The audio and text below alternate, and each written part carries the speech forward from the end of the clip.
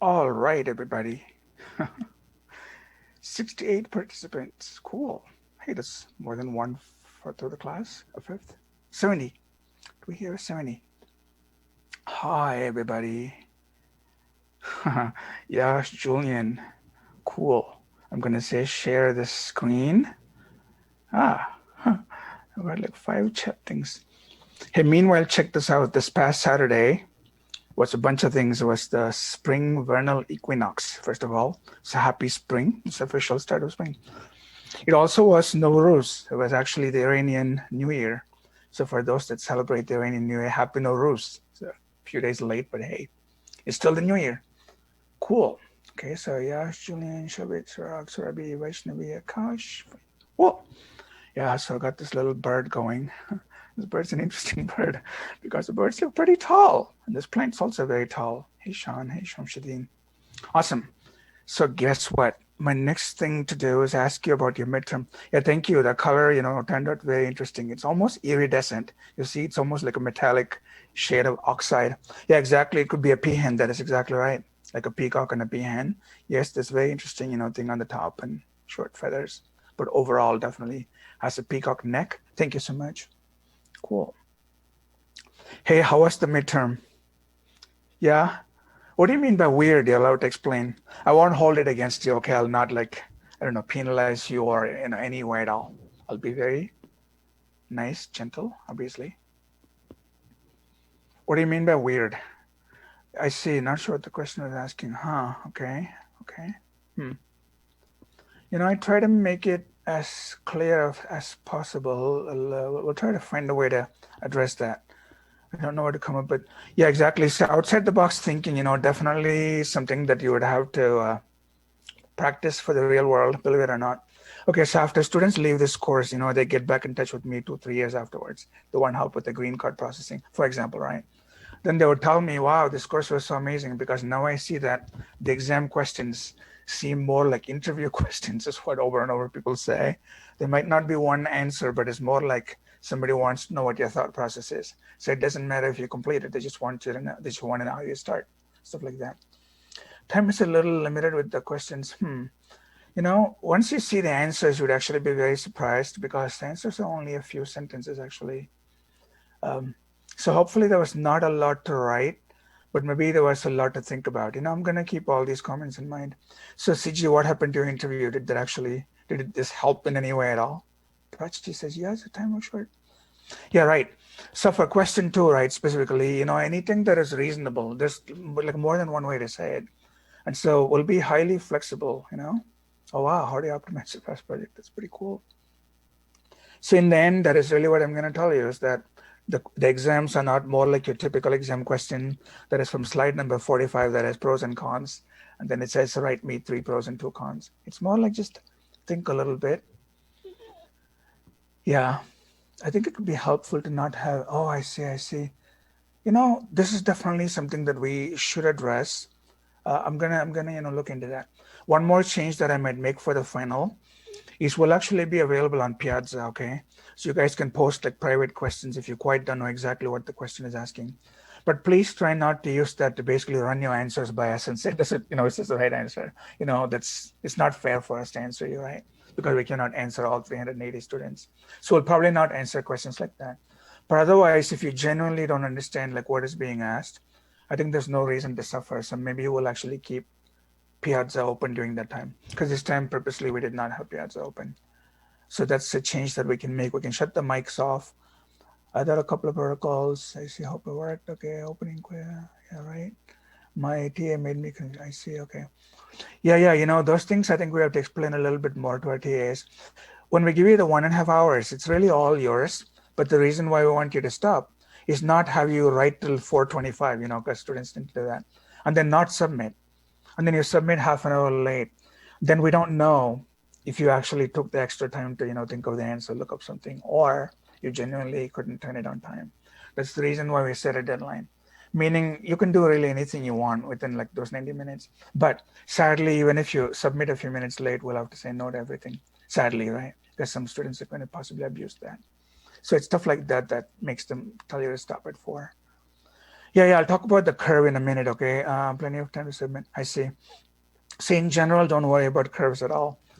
Something else that you can know from past students is, and I'm very liberal when it comes to grading, very, very liberal, probably more liberal than any other master's class at USC, for sure, okay? You can just ask around and you'll know. So from my point of view, what really needs to happen in a course like this is you need to learn. I love this concept of learning. So even after 5 years, the NoSQL things I'm going to tell you, MapReduce, you just never forget that because they're good things. And the exam is an entirely separate matter altogether. It depends on what your preparation was, what your mood is, what other exams you had at the time, right? So many factors that are beyond your control. Plus, you study something and ask entirely something else. Okay, that's not under your control. So I tend to go a little bit easy with the exams, is the truth. So I'm not going to have a very hard curve. Exactly. That's cool. So good to know. So don't worry about the grade part of it. Okay, the grade will be highly in your favor. I shouldn't even say this because then people stop listening. But you have to actually come to class and understand and write something, and then just leave it up to me. Okay, cool. Yes, took the time and didn't do well. Yeah, we'll see. We'll see what happens. And it's entirely relative, so I don't have any range in mind. I told you this the other day. I don't have a range like there are 380 students and only 38 maximum will get an A. Nothing like that at all. Because those things discourage students. Then the moment you know that you have no chance for an A, you stop trying. But I don't want anyone to stop trying till the final exam, really. Like, always believe you have hope, always believe you can get a good grade, because that is the truth. It's totally relative. You're welcome. Closure can be defined, right?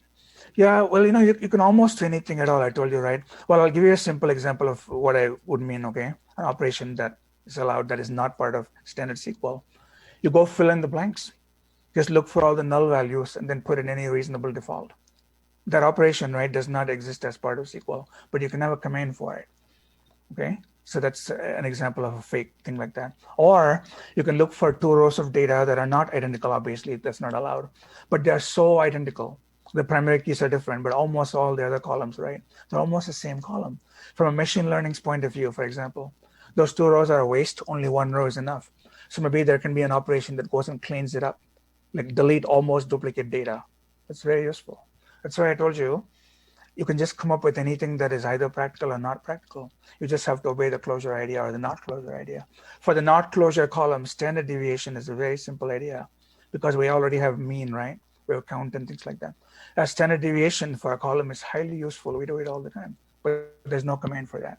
There's a separate function, but no built-in command. So that question made you think about, wow, maybe that can be, an option. It's stuff like that. Exactly. So once you load it into Python, right, then you can do lots of things in DF. But why?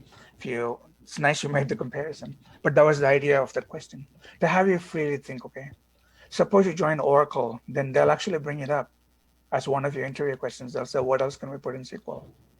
And so then, yeah, sure. If somehow the row has a bunch of matrices, there are many data files where the row is a matrix, then maybe a row column, actually that'd be pretty neat. A row operation can even be a non-closure thing. Non-closure operations don't have to all operate on columns. Maybe they can operate on a row.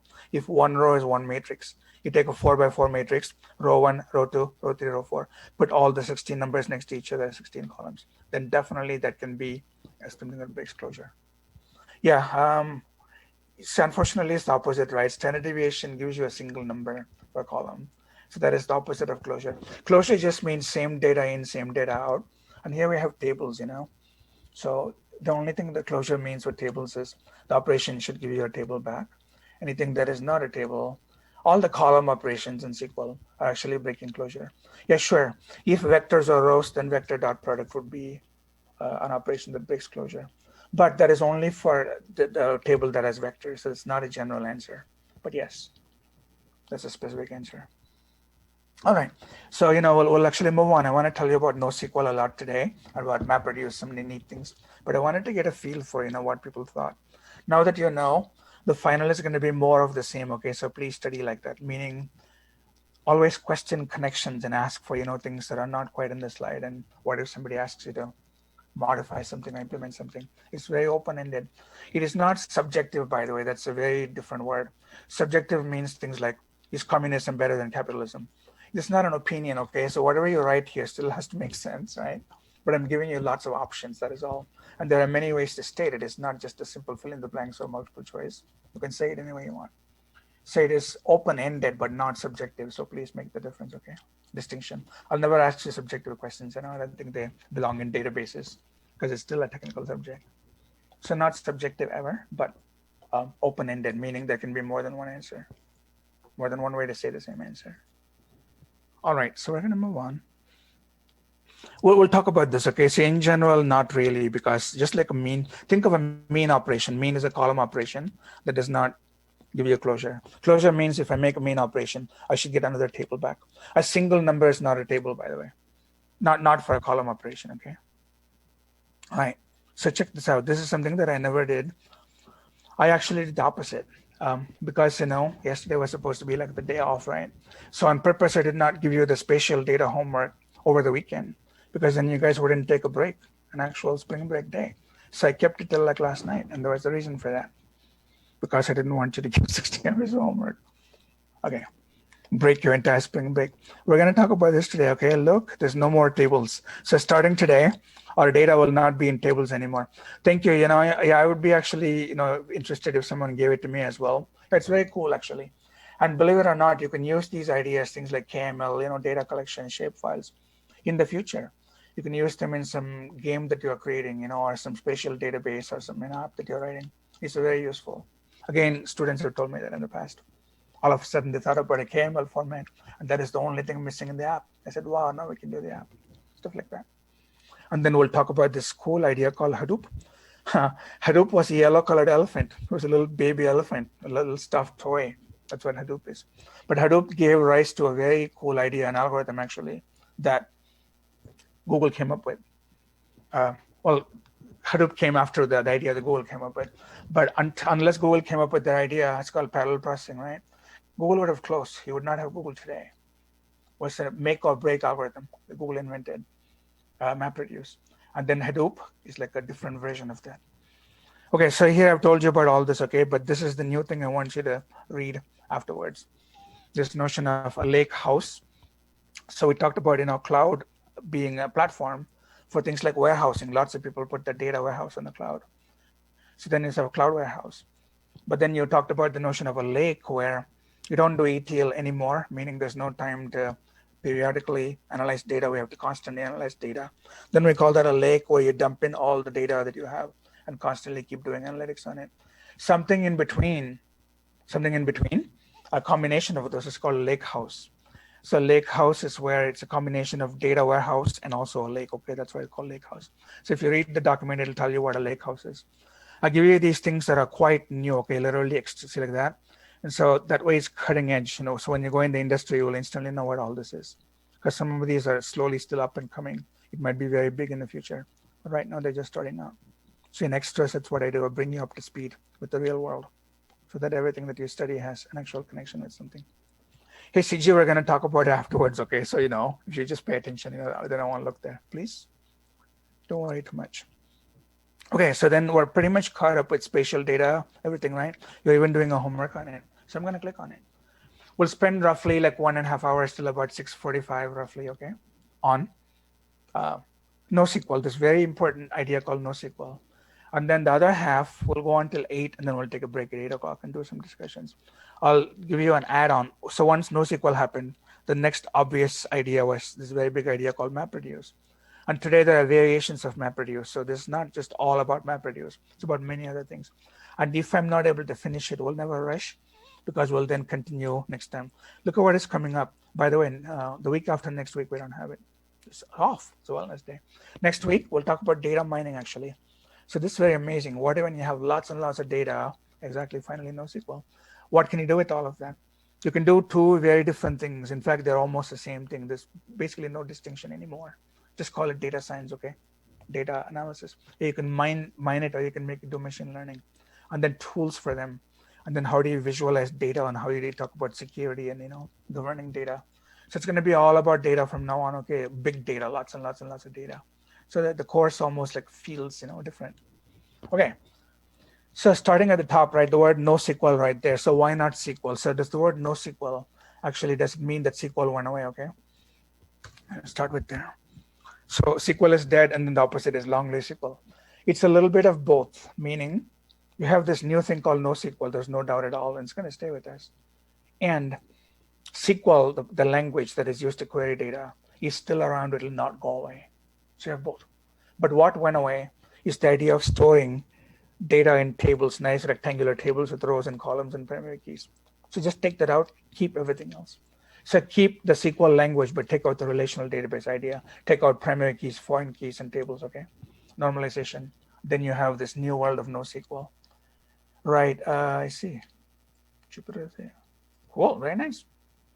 Are we? Okay, I'm gonna give you a homework actually, not on that, but maybe like on one of the NoSQL databases. I'm still thinking about it, okay? Probably MongoDB. You might have a little Mongo or a Couch homework, which is actually super useful.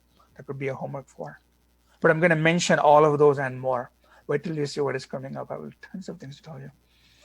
All right, so then this is what happened, right? In 1985, Oracle was born, and then it took over the world, like 20 years, or even more, till like mid 2000s.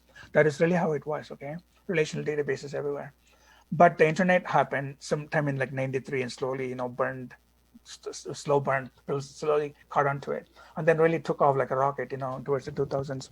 So then because of the internet, what happened is we need lots and lots and lots of storage space for lots and lots of data. And also we need to process all the data. So cloud processing, cloud storage, that's what we call it these days. You need a very powerful machine, but powerful meaning not just fast processors, but also tons and tons of storage. Like your computer at home can store it, possibly, or even your local network cannot store it. So the question is, where did so much data come from, and why do we need, what are we processing? The answer is people. Internet simply connects people in the world together, right? Like billions and billions of people. In the past, nobody of them actually went to a database and put data into it. But now you pick up your phone and then you like a Facebook post and you tap the like button. That's data immediately. You bid like on an eBay auction, that's data instantly. You update your LinkedIn resume, you're looking for a job, that's data. So people are just constantly consuming and creating data. So we call it big users, okay? Just call it big users. And then this notion of big data. So there is almost like a trade name, like a special phrase that people use, big data. So you can go and look up what the word big data is, okay? But I want to tell you very quickly. It's big, right? So,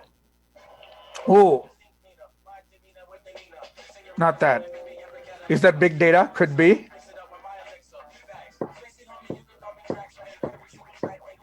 And now, get ready. Go home. Go home. Go big or go home. Ha. Vignesh knows the American authors. Go big or go home. There you go. So now you'll never forget. It's all about big data. So we got this notion of big data, okay? So it's called big data because there's three words that start with the letter V. Big data is when you have a lot of variety of data. That's one of the V's, okay? Variety. It means you have Spotify playlists, you have, eBay auctions, you have tweets, you've got, all kinds of data, right? Game scores and, stock prices, many, many different kinds of data. You also have what is called volume. Volume just means a lot of it. That's the other V. So variety, volume. The third V is velocity. It means how quickly is the data changing. It's actually over here. Like CNN headline news, for example, can change, literally every minute when the election results are being announced. In the past, the newspaper came out every 24 hours. You could not have a cycle faster than 24 hours. Probably radio every hour, okay, on top of the hour. But nothing like, literally instantaneous news, right, like tweeting. So velocity, tweets change every minute, every second, really, when there's an earthquake, for example. So the data is changing so fast, or COVID-19, exact same thing, right? Last year's data, you almost don't worry about it because it doesn't matter anymore. So volume, variety, and velocity are three big V's of big data. So when something has all three, you call the data big data. That's what this is. So, and then there's also flux in the sense, you call it big flux. That is like a velocity change. It's all about change, okay? You're adding new things, you're going and modifying things. Again, headlines are being modified. So then the question is, again, we said people loosely. So what else can generate so much data? If you're like a web-based company, say Amazon, I go in Amazon.com and I literally move my mouse around and linger here. I look at the little box, maybe read like a review or something. And then I go in here and I check out some also ordered, what other people ordered. Somebody's tracking every single mouse move. They're called click streams. That's all being recorded on my screen. Then they know what ad I clicked on or what I did not click on. So imagine collecting that much data. That is totally possible, okay? So every one of these, we won't have too much time. I'll only show you a few just to tell you that these things are real. See that? That's what we're talking about. So as soon as I show you something, you can Google it yourself and you will see. That's called a heat map. So literally they'll even tell you where all the data is coming from, or on a screen, what is the area of the screen that most people spend time on. So you can optimize your screen so that people spend time on it equally. I mean, there's like infinite number of things I can tell you just about one thing, but that is amazing amount of data. And then when we go and do anything online at all, in Amazon Prime, for example, order from Grubhub, all that is data. It's just us doing our purchasing online. And then I told you about social media, anything from TikTok to Instagram to Facebook to Twitter, all that is data. And then people also take surveys all the time. There's all kinds of doodle polls and Survey Monkey, right? All that, Qualtrics. So anytime you have polls, then that is generating more data. They make it so easy. Just click on it and tell us what you think. And then there's old-fashioned data. You can always get census data. Courts also have lots of public data. And many people's employment histories are public information. And then credit is not public, but credit card companies have a lot of data. It's all people generating data, okay, whether they know it or not. And then there's also a new form. You can take your DNA and then have a swab, with your tongue, give them some saliva. They can send you your whole gene sequence. It is 2 billion letters long, GTAC, 4 molecules. But no two of us in the world have exactly the same sequence of those molecules. I was surprised to find, I think I'm like roughly 10%. They placed me in North Korea. What the heck? It's completely unexpected, right? So I got my gene sequence. So stuff like that just surprises you, okay? So but that's data. And there are companies that actually track them. I'll tell you about things later. Crime can even be solved sometimes that way. And then Netflix, again, the whole pandemic, could not have happened without like Netflix and TikTok, right? Completely entertain you. So anytime you watch something, you're generating recommendation engine data. There's so much data. And then if you're wearing like a Fitbit or any kind of medical device, even like an insulin pump, that is all generating data. And then when you drive, again, your own car, your phone is generating data, and Waze knows where you are, the GPS chip in your phone. And then Google takes it and actually they store where you went. And after 1 year, they'll tell you in a map all the places you went last year. It's actually pretty creepy, okay? You might have forgotten, but then Google remembers. Or there's sensors on the freeways that every time you drive on the freeway, the sensors get depressed, and then they can tell you how fast the traffic is based on the rate at which some sensor is being pressed by your tires. And there's cameras like all over the place, right? So they're also recording data as things go by. And then things like the Hubble telescope or the particle accelerator or any instrument really these days, they all have a USB, some kind of Bluetooth connection. They're all constantly recording data. And then sensors are not full-blown devices, they're small little pieces of things that record just one thing, like the carbon dioxide level or the temperature or the humidity. They're all based on mechanical, physical, chemical phenomena. So we can exploit the phenomena and turn that phenomenon into like digital data, Internet of Things. So again, all you have to do is just look for that. You will have literally the 365 million IoT. That does not mean many things, by the way. They all mean just one thing, Internet of Things. So just like people are connected on the internet, devices can also only devices and objects can be connected and they can all talk to each other. Humans are optional. We don't need to be involved. So you can have an internet just for devices. That's what this is. So smart cities, connected homes, like all of that. We'll revisit all of these another time. This is now a general summary for big data. So the idea of taking anything in the world, even like what movie did you watch last night? It is called datafication. You datafy life. Datafy. In the past, when you ordered from a restaurant, maybe the restaurant knew because they kept the bills. But then the world didn't know, but Grubhub knows what is the most commonly ordered item in Los Angeles. They can tell you, right? So that is exactly how all the reviews work. For example, if you go to Yelp, then Yelp can tell you what is the most popular restaurant because that data has been, that habit has been datafied. So Wikipedia says this. It's a trend that turns many aspects of our lives formerly not datafied, but now you have an opportunity. Wow, I can turn this into data. And once you have new forms of data, you have new forms of making money with it. It's all about making money, okay? Yeah, so Twitter literally datafied your thoughts, okay? People have had thoughts since people had brains, but your thought was not for other people to instantly know all over the world. You can tell your friend what you're thinking, but now I can literally crack open Twitter, type in a few keystrokes and I hit send, and a million people would know what I'm thinking. That's crazy, okay? Can be used for good things, by the way, because literally in real time, you can find out how news broke somewhere, and then news travels all around the world. You can actually see it on a map. The Twitter API can let you do that. It is crazy how much you can do that. Likewise, HR has existed forever and ever since humans started working. But LinkedIn came and said, wow, give me all your resumes. Hey, employers, look here, students. Students, look, employers. Give us some money, we'll connect you. And there it is, LinkedIn Pro. So that's a pretty smart idea that you can datafy anything. So people, and then buildings and cities, it's called the built environment, and even natural environment. You can even put sensors on a bird and then release the bird in the wild. And the bird is now flying across the US. It is going from north to south. You can track bird migration and you can see the data on a map, okay? So that's like crazy stuff. Likewise, freeways are all filled with sensors to map out traffic. So there's so much data. Now when you look at all this and you go, wow, now I understand where data is coming from. And then all of this. So when you have so many new kinds of data, the sad thing that happened was good old relational databases like tables were not the best way to store all of them anymore. Because in a table, you have lots of columns and you hope that every row would have almost all the columns not null. Because why have a null column? It's a waste. But unfortunately, so many of these, it's the opposite. So much data is missing in something. Like maybe you don't know the court person's address, you just know what crime they committed, but because of laws, you don't know where they live. So the address columns in a table will forever remain empty. So gradually this started happening more and more. And so people said there has to be a better way than tables. And that is where the NoSQL databases were born, okay? So there's 4 different kinds I'm going to show you. These 4 came out of necessity. It's not like somebody said, wow, there can only be 4 kinds of NoSQL databases in the world. People independently. When I say people, I mean companies like Yahoo, eBay, LinkedIn, Google, all the big companies in the Bay Area. Independently, the developers almost came up with the same idea. And then later on, we looked back and said, wow, there are 4 main ideas that people came up with. Okay, so it's like just looking back in the past is how we did it. So again, the reason for NoSQL is lots of new data, too much new data, and also new types of data.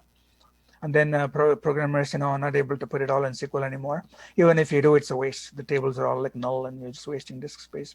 And then also, a single Oracle installation cannot hold 2 billion WhatsApp data. It just cannot. And then when Facebook buys Instagram, again, the whole database would fill up. So we need a different way to scale up the data that comes in, either by adding more users or even just the existing users are generating more data. We need a different database model. Sadly, relational database model cannot scale up. So this notion of scaling up and scaling out, I want to very quickly tell you, because this will actually come up over and over. So I'm actually going to draw like right here, okay? What I'm going to tell you is this. There's this notion of scaling out, which we call horizontal scaling. And this notion of scaling up, we call it vertical scaling. So supposing you've got some data here, okay? Supposing you've got some table data like that. If you add more disk space to accommodate more data, more users, more what, then that is called scaling up. And there's a limit to that, because after a while, see, there's a limit. The system says you ran out of address space. We have no way to index all the data. So, start like a new database. So there's a limit there. Plus, even with the CPU, there's only so much you can do with like a cluster. You cannot like randomly add more on your server. There's a limit to that as well. So the alternative is something called scaling out, where you simply make nodes and you cluster them. Okay, this is like basically distributed databases. So that way, if more users or more data come in, I can just add one more node and migrate more users, more data, connect that up. Just use IP addresses, connect them. Then the whole becomes like a storage network over the internet. So that is called scaling out. It's called scaling out. And this one is called scaling up. So scaling up went away. You would usually scale up relational databases. So when relational databases went away, we don't scale things up anymore. We just scale them out. Okay. And then finally, there's performance. Even if you can scale it up and keep going forever, there's only one machine or one small little cluster doing your work. And so it's going to slow down at some point. Whereas when you use the entire internet and have proxy service, caching service, CDNs, content distribution network service, then there's basically infinite speed because you can have as many servers as you want. Oh, absolutely. Yes, totally. You need more, for sure. Storage is so cheap. So one question that came up was, won't you need more storage? You absolutely would need. The storage need never went away, but disk space is relatively cheap. And so that is why we don't mind. Sure, it never goes away. But now different sites all over the web can share that cost. Suppose a company is distributed, then one branch does not have to spend all the money. They can distribute it among themselves. But yes, it's a problem, but we can solve it. All right. So therefore, one size fits all is how the relational model used to work. It means whatever you have, it better go in a table. Otherwise, I'll not give you my database. You have no database, go away. So that used to work for financial data, for all kinds of simple numbers that we did like in 2005. So the person that said one size fits all does not work anymore is someone called Michael Stonebraker. So he's like a very popular figure in the world of databases. He won the equivalent of computer science Nobel Prize. It is called the Turing Award, okay? So Turing Award in, I think, 2014, Michael Stonebraker won. He's done pioneering contributions to like all kinds of database research. So we can look his name up. That's him right there. Michael, there's only one Stonebraker. Okay, so you can read about him, okay? Anyway, so he is the one that made that famous observation. He said, one size does not fit all anymore, meaning sadly we have to move away from relational databases. The guy wrote two of the most popular relational databases, okay? So things like Postgres and then Ingress, the Postgres that you're going to use for your homework. So any students actually wrote it, which is wild. So the guy knows a lot, but that's exactly what he said. It's time to move away. Avoidance of complexity. So this means, among other things, the new data is so constantly changing that when you have so many copies all over the world, you have no chance at all to make them all be consistent. So you pretty much give up on consistency. You can say, I'll worry about it afterwards, okay? So no need to worry about immediate consistency. If things are out of whack, meaning they don't agree, right? If two different people query two different parts of your cluster, they're going to get two different answers. You say, so be it. We'll fix it as soon as we can, but we'll not bring the system down because that is worse. And then people expect high throughput, like serve as many people as possible. We can do that by adding more nodes. You can scale. These are very similar, meaning this is like a lot of people, and this is still pretty fast. You can go through all of them really fast. And then this is also so cool. I can go, I used to say Fry's Electronics, but Fry's, closed a couple of weeks ago. So you can go on the web and go to Best Buy and order like a 10 terabyte drive or something and plug it in, and then instantly start to put data into it. It is called hot swapping in the scale out diagram that I drew. You don't have to turn off the rest of the machines. You can literally go into some open port and plug in one more machine. And then while the other machines are running, you can migrate some data onto this new hardware. It is amazing. Whereas in the old days, when you had relational databases, you had to shut the entire system down and then configure the new drive and then mount it and then put it in some kind of a mount table and then restart Oracle. Then Oracle knows there's a new disk drive that's been added. In today's world, there's no patience, there's no need, there's no time for all that. You just say the heck with it. I cannot bring my business down. What can I do? So NoSQL answers all of these questions all at once. This notion of object relational mapping, because most applications at the application level, they have objects. Like use Uber, if you order like a ride, the ride is probably some kind of object. It is pointing to a driver, it's pointing to a passenger, So the database system is simply relational tables. So there was something at the application level that I had to go back and forth, take objects and make them into columns, take the columns and make them back into objects over and over. The mapping, it's a waste. But now, because of NoSQL, you will see pretty soon, the object that we store on disk is the same object that is processed in memory. It is JSON, just to tell you, JSO and JavaScript object notation. So if instead of a table, I put my data in this very cool thing called JSON, the same JSON that JavaScript and other languages operating on is also the same JSON that I write on disk. No, unless I want to encrypt it. It's literally the same text file. It means I can even edit my database in Notepad and change somebody's GPA from 3.9 to 3.8, save it back. I've actually modified the data, believe it or not. It is that ridiculously simple. And you don't need SQL at all. SQL is still cool to have, but suppose you know JavaScript or Python very well, and you say, I can look for the number myself faster than SQL. Do it. So you can program in any language you want. You can get objects instantly because what is stored is an actual object. There's no relations anymore. And then this whole cluster, right? Clusters are very easy, so they're so simple to set up. So you just plug it in. And then this is what I just now told you. You can use any language like Java or C# or Ruby, and then use the data structures that come with the language, and then do cool things with that language. You don't need to do it all in SQL. For example, SQL does not have a for loop or if statement, but JavaScript does. Well, then do it in JavaScript. So you have this incredible flexible. It means I can really make this thing do anything, and it's highly efficient. Again, the efficiency never got lost. It's always available. We never turn it off. And then I can scale it, add more and more. This combination seems almost impossible. Like, how can you have all of those? You can have all of those. It's absolutely possible. We do it every day. That is what NoSQL is, okay? It's high performance, high availability. So there are 4 words. I boiled it down to 2 words. It has to always be performant, meaning it should never be slow or glitchy or, like appear to hang or crash, any of that. Just keep working like a workhorse. And then it should never go down completely either. Anytime you want to go there, it's there. Again, think of Amazon. When was the last time the Amazon catalog went down? If it does, it makes like, national news. Wow, Amazon down for 4 hours. It becomes news because they really make sure that it doesn't become news. That's cool. So NoSQL's history, where did NoSQL come from? 1998. Wow, that's like a long time. It's 5 years after the web started. But then only like 10 years after that, Last.fm, like Spotify and Pandora, there's also Last.fm. So one of the programmers there, and then Rackspace is another cloud company. So they both picked it up and started using the word NoSQL, and then it caught on. But the term was quite old, really, as old as the internet. And it's not one thing, as I'm going to show you pretty soon. It's a bunch of things that we collectively call NoSQL. And the reason why it's a bunch of things is, none of them are table-oriented. So you can have non-table data in many ways, like 4 main different ways, actually. So then what does the no mean? No means now non-relational. That's actually non-relational.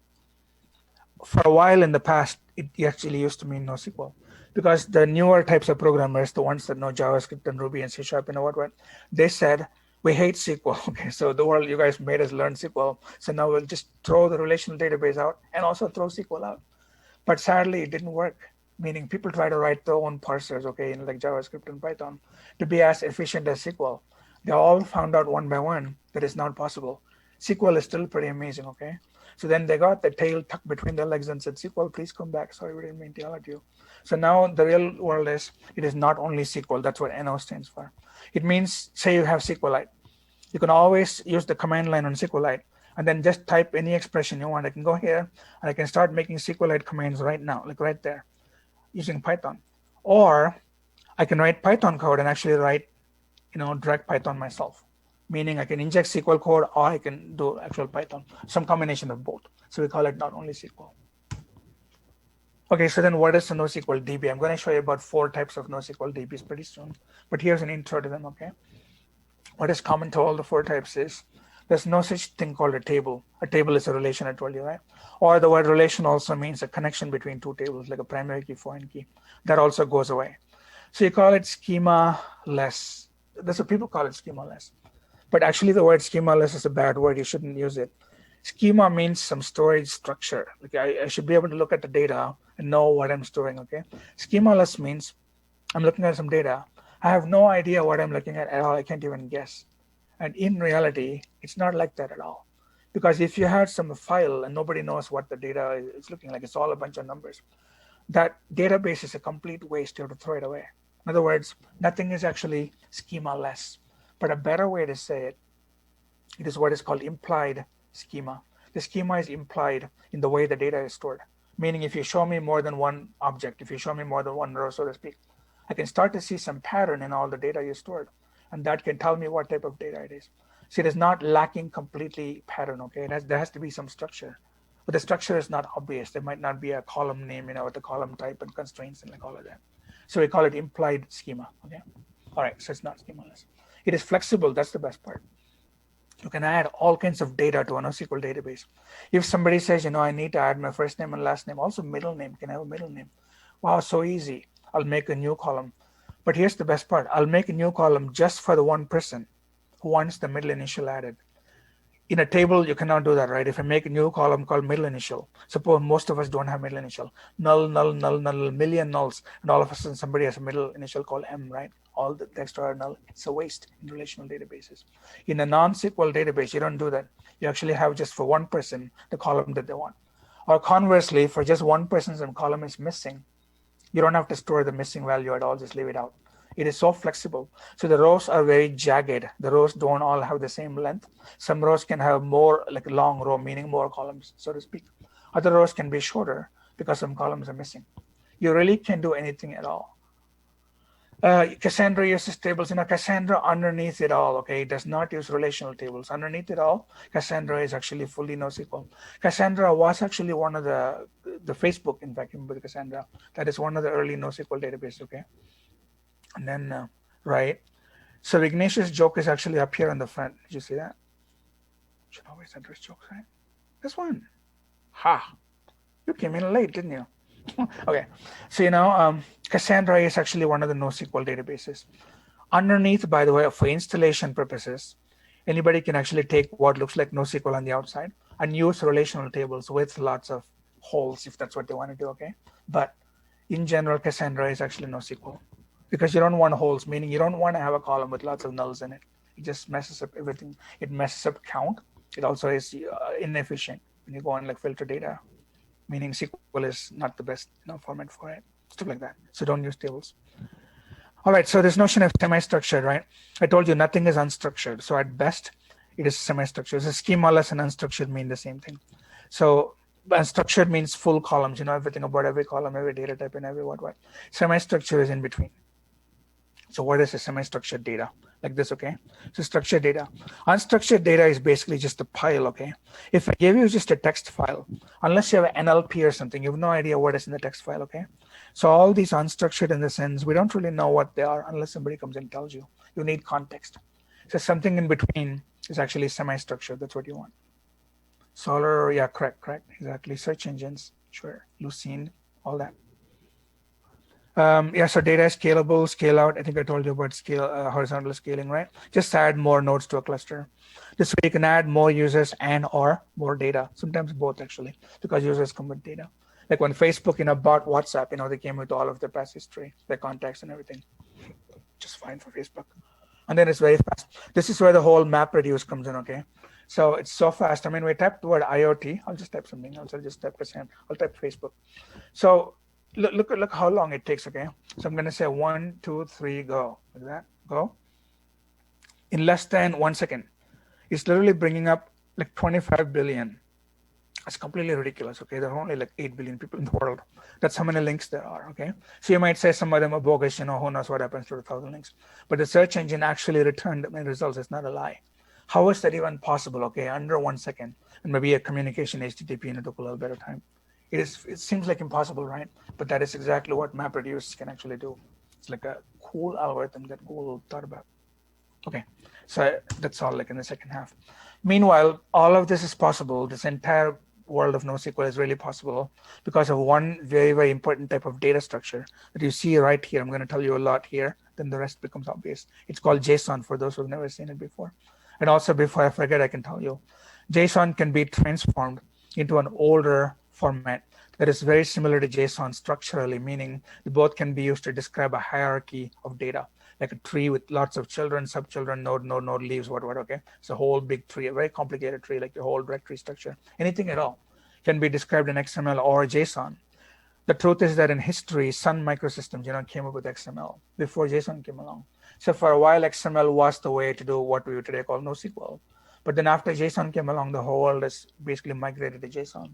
But you can trivially go back and forth with zero loss of data, okay?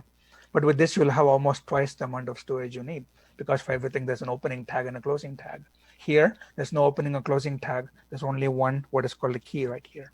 What I mean is in XML, this would be sharp bracket ID, and then some number in between like 1, and then sharp bracket /ID. That's what XML would be. In JSON, it says, forget all of that. Let's just call it double quotes ID. So it's literally cutting down on basically half the amount of data, okay? Okay, so you can store an entire database this way. So just to show you this very simple example, suppose you had 2 relational tables like this, just pretty simple tables. This has an ID column, these are employees, okay? Like first name, last name. Ignore the ZID for a second. Separately, there was a table that talked about where employees lived, like what city, what state, and then the zip code. But what connects them is this middle primary key, foreign key ID called ZID, like some kind of zip ID, where the primary key is here and the foreign key is here. And this is a one-to-one, meaning you broke up the table so that there's a match between these numbers. A different way of saying that is in this table, we didn't want to store all of this, so we just called it true. Then we went in a separate table and said anybody that is 2 lives in Mountain View, California, okay? So it's like 1 to many. Suppose we do that, okay? In fact, it's the opposite actually, sorry. Suppose Mountain View is called 2. Then many 2s can appear, like this person lives in Mountain View, this person lives in Mountain View. It's classical primary key, foreign key, that's all I'm saying. But JSON does not like primary keys and foreign keys because we don't need to normalize data like this at all. We actually love unnormalized data with long columns, the things that normalization hates, the things that relational databases hate, right? You don't want long columns with repeating data. In JSON, we have no problem with that at all because disk storage is pretty cheap, so we don't mind repeating like information. We would rather have the entire data for one person all in one place so we can easily search it. That becomes more important than keeping it efficient. Okay. In other words, we don't mind repetitions. If the next person also has City, Mountain View, State, California for Franco, we don't mind. We love the fact that, wow, everything that I need to know about the person is right here, not two different tables. Okay, it's a very big shift in thinking. Okay, so first things first, I don't want to jump all around. What happens is you take your column names in a relational database, a simple, good old column names. A column is like a descriptor, meaning all the things in the first it describes the first name. So you make that into what is called a key. All of JSON is just a very simple idea. Key, colon, value. If there was a column called first, what should the value be for this person? This first person, Shane. No wonder you put it there. Again, if there was a column called last, then what is Shane's last name? Johnson. Where does Shane live? Forget the ID part. Shane lives in a city called Denver. Oh, no, sorry, Mountain View. And then the state is California, and then it's like 94. That doesn't match. 940, 40. All right, very simple, right? So you take your data, you denormalize it, pull it, join it basically, join, and then make them all into a key value, curly brace, curly brace. This is a valid JSON data format. I'll tell you a lot more about JSON very soon, like over here. But JSON begins and ends with a curly brace. Valid JSON must begin, must end with a curly brace. Valid JSON can only be a combination of key value, comma, key value, comma, key value, key value. You can have millions of them. The very last key value does not have a comma, like English. You can have A, comma, B, comma, you know what. But the very last thing would not have a comma because it looks weird, okay? So that's syntactically an error to have a comma there. So you should not have a comma database, we reject it. Otherwise, when you have many key values, separate them all using commas like with English. Keys are always strings. Column names always strings, the names. Therefore, they must be in double quotes. There's no option at all. In JSON, keys must always be double quotes. Values don't have to be double quotes at all. Values can be anything, right? What if 94404 was a number? Then you wouldn't need the double quotes. What if something was true or false, like married, Boolean true or false? You can just say false. So columns don't have to be in double quotes at all.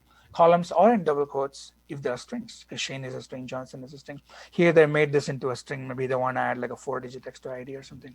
And Mountain View, California definitely is a string. So again, keys are always strings. Columns don't have to be strings. It's all about the columns, okay? What else can columns be, okay? I'm going to draw some diagram right here. I want to tell you. All the magic is JSON columns. Okay, do it again. And then do it right here. It's very cool. Once you understand like how simple and how elegant this scheme is, it all will make sense to you. Okay, so maybe I'll use this for drawing. I'm going to begin and end here, hopefully.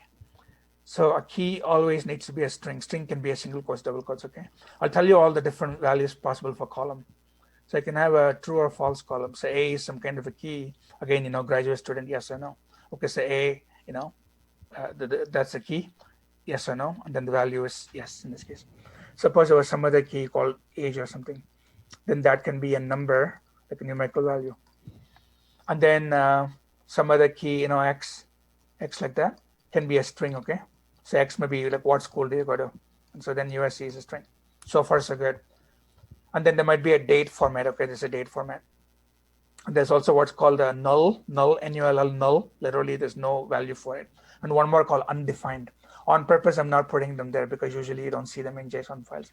But technically speaking, JSON can also have a value called undefined, null. Undefined means that variable doesn't even exist. The column doesn't exist. Null means the column exists, but I don't have a value for it. Yeah, you can. You definitely can. I'm going to get to that for sure. At the very top of NoSQL, you can put a JSON schema. Sure, that's actually how all of them. Like this one has it. Okay, but then I left the best for last. Okay, there's two other ones that will magically blow your mind. One of them is the array type. The array type literally is just an array where you can have elements. You can have just the one comma y comma something, right? In other words, all of these types can actually be values for the array. Array can have mixed data types, like first one can be integer, second one can be Boolean, what. The type, one of the elements can itself be another array. So you can have arrays inside arrays inside arrays. Already you see it's complicated. I can make a build hierarchy, okay? It's pretty cool. But that is not the best. I mean, that's great right there to have an array. It's nested, yes. But then what is something even more amazing is that the value, get ready for this, itself can be an object that can look exactly like this. This is the OMFG part, okay? So this is really the mind-blowing part, because in here, I can have key value, key value, key value, and one of those values can be an array. In the array, I can have some object right here. And in the objects of objects, even objects of arrays, one of those objects can have an array as a value.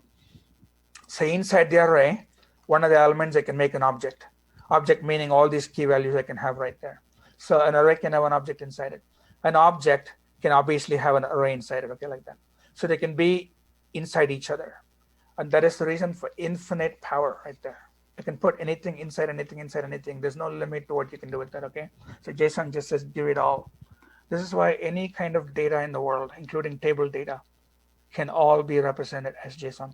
You can always find a way to represent anything in the world using JSON, okay? That is the most powerful thing I want to tell you. It is totally true. For example, data.gov is a US government data site. They give you publicly available data. You can do whatever you want with it. So look at the topics. You can get data on any kind of, all of this, right? Like climate change, for example, data.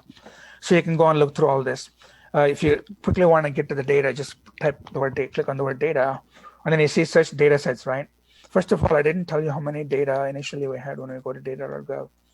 It tells you something like, almost like, 300,000. That's a lot of data sets. So then let's go there. You can then just search on JSON data, okay? I want to just go back, not this. They have so much that it's not even funny. We'll just type the word. Actually, I'll click on JSON, and then I'll click on the word. Sorry, click on data, then click on JSON. I just want to show you only JSON for now. That's all. JSON. All right. So about half, right, of the 280,000 was all JSON. For example, right here, City of New York, geriatric, that means old people, mental health contracts information and hours of operation. So this is mental health professionals, that work with old people. There's some data about that. I have no idea what it is. There's JSON, right, at the very top, curly brace, at the very bottom, curly brace. There's an array. There's a key called data. There's a value that's an array. There's an array. So the array is filled with elements. One of the elements is an array right here. I don't know where it's going to end. It's beginning there. It's going to end right there. Wow, that's one array. Comma, next array element. Comma, third array element. You see how this is going, right? Wow, cool. So within the array, all of these are, different comma, what. There's an object. Here the object happens to be empty. But if they have data, they can fill it with like some complicated data like this. It is so crazy, okay? And then they say, wow, what the heck is all this? I have no idea what it is. Can somebody explain what all this is? That is called the schema, right? The schema can be part of JSON right here. So at the very top, they can actually tell you what those things you're looking at. That's also a key and a value. So it can make even the description of the table itself be like JSON.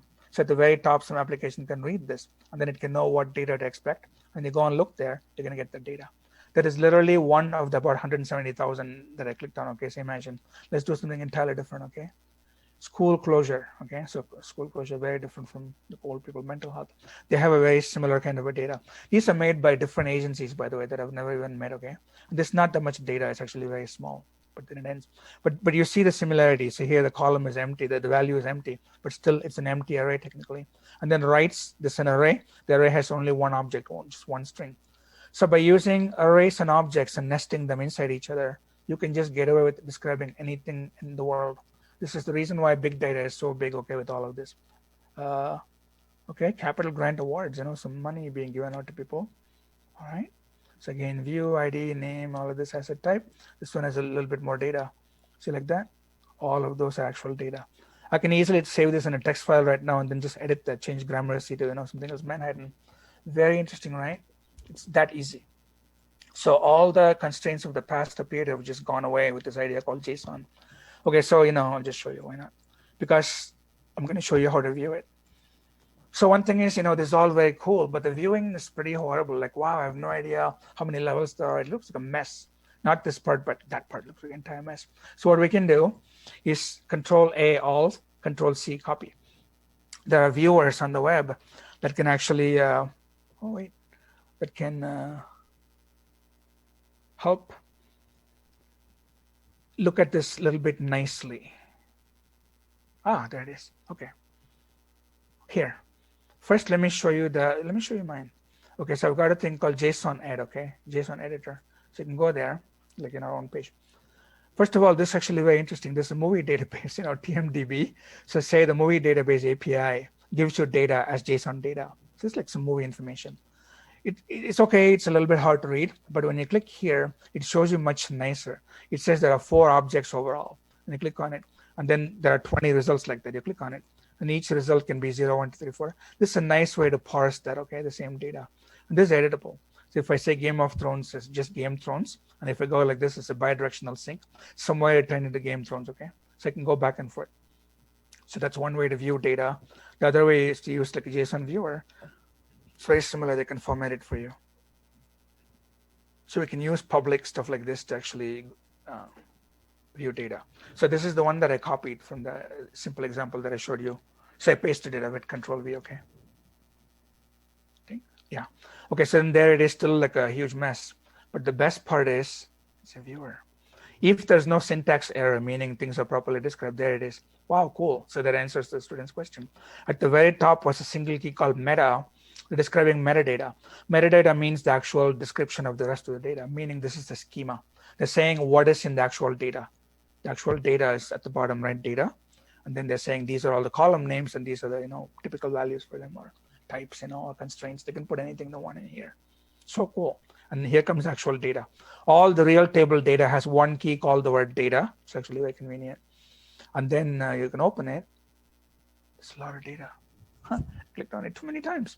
Okay, so after a while, eventually it's going to open up. And the same thing that I showed you is going to go here. Okay, you can do it afterwards. One last time, we'll just wait. That's a lot of data. All right, so therefore we got ways to view them is the point. Number one, tell you way more things about all this. All right, so JSON is like so gosh darn simple. Yeah, sure. I have actually a Chrome plugin as well, so that's actually very good to know. Yeah, these days browsers and so many languages come with their own built-in parsers like Python. Python has a module called JSON module. You can load JSON data in Python. It should become a universal standard in my opinion. All right, so there's a site called json.org. Very briefly, because I've got a lot to tell you. There's somebody called Douglas Crockford. So Crockford is like a very interesting figure in the world of JavaScript. So he, has been doing JavaScript for many years. Crockford, Douglas. Okay. So the story is this: he started using JavaScript, and he loved the language. Then he noticed, wow, there's a nice format that JavaScript uses to describe objects. I have that in the programming language, but then there's no scheme yet to take that same description that I use in my programming code to write that on disk so that they're all the same. Like, in other words, there's no simple way it looks like to persist data, to actually take my object and write that without any binary formatting, pickling, unpickling.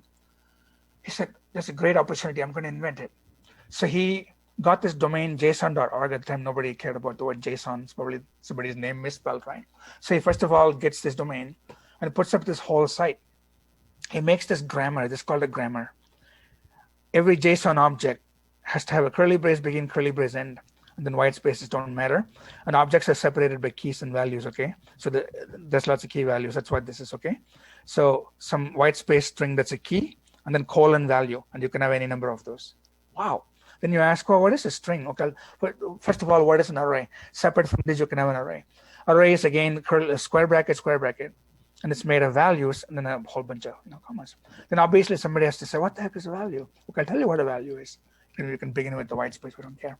Value can be any one of these things. That's why when I drew, I gave you a string example, number example, and I gave you like all of these, and I said I kept the best for last, because values can be objects and arrays.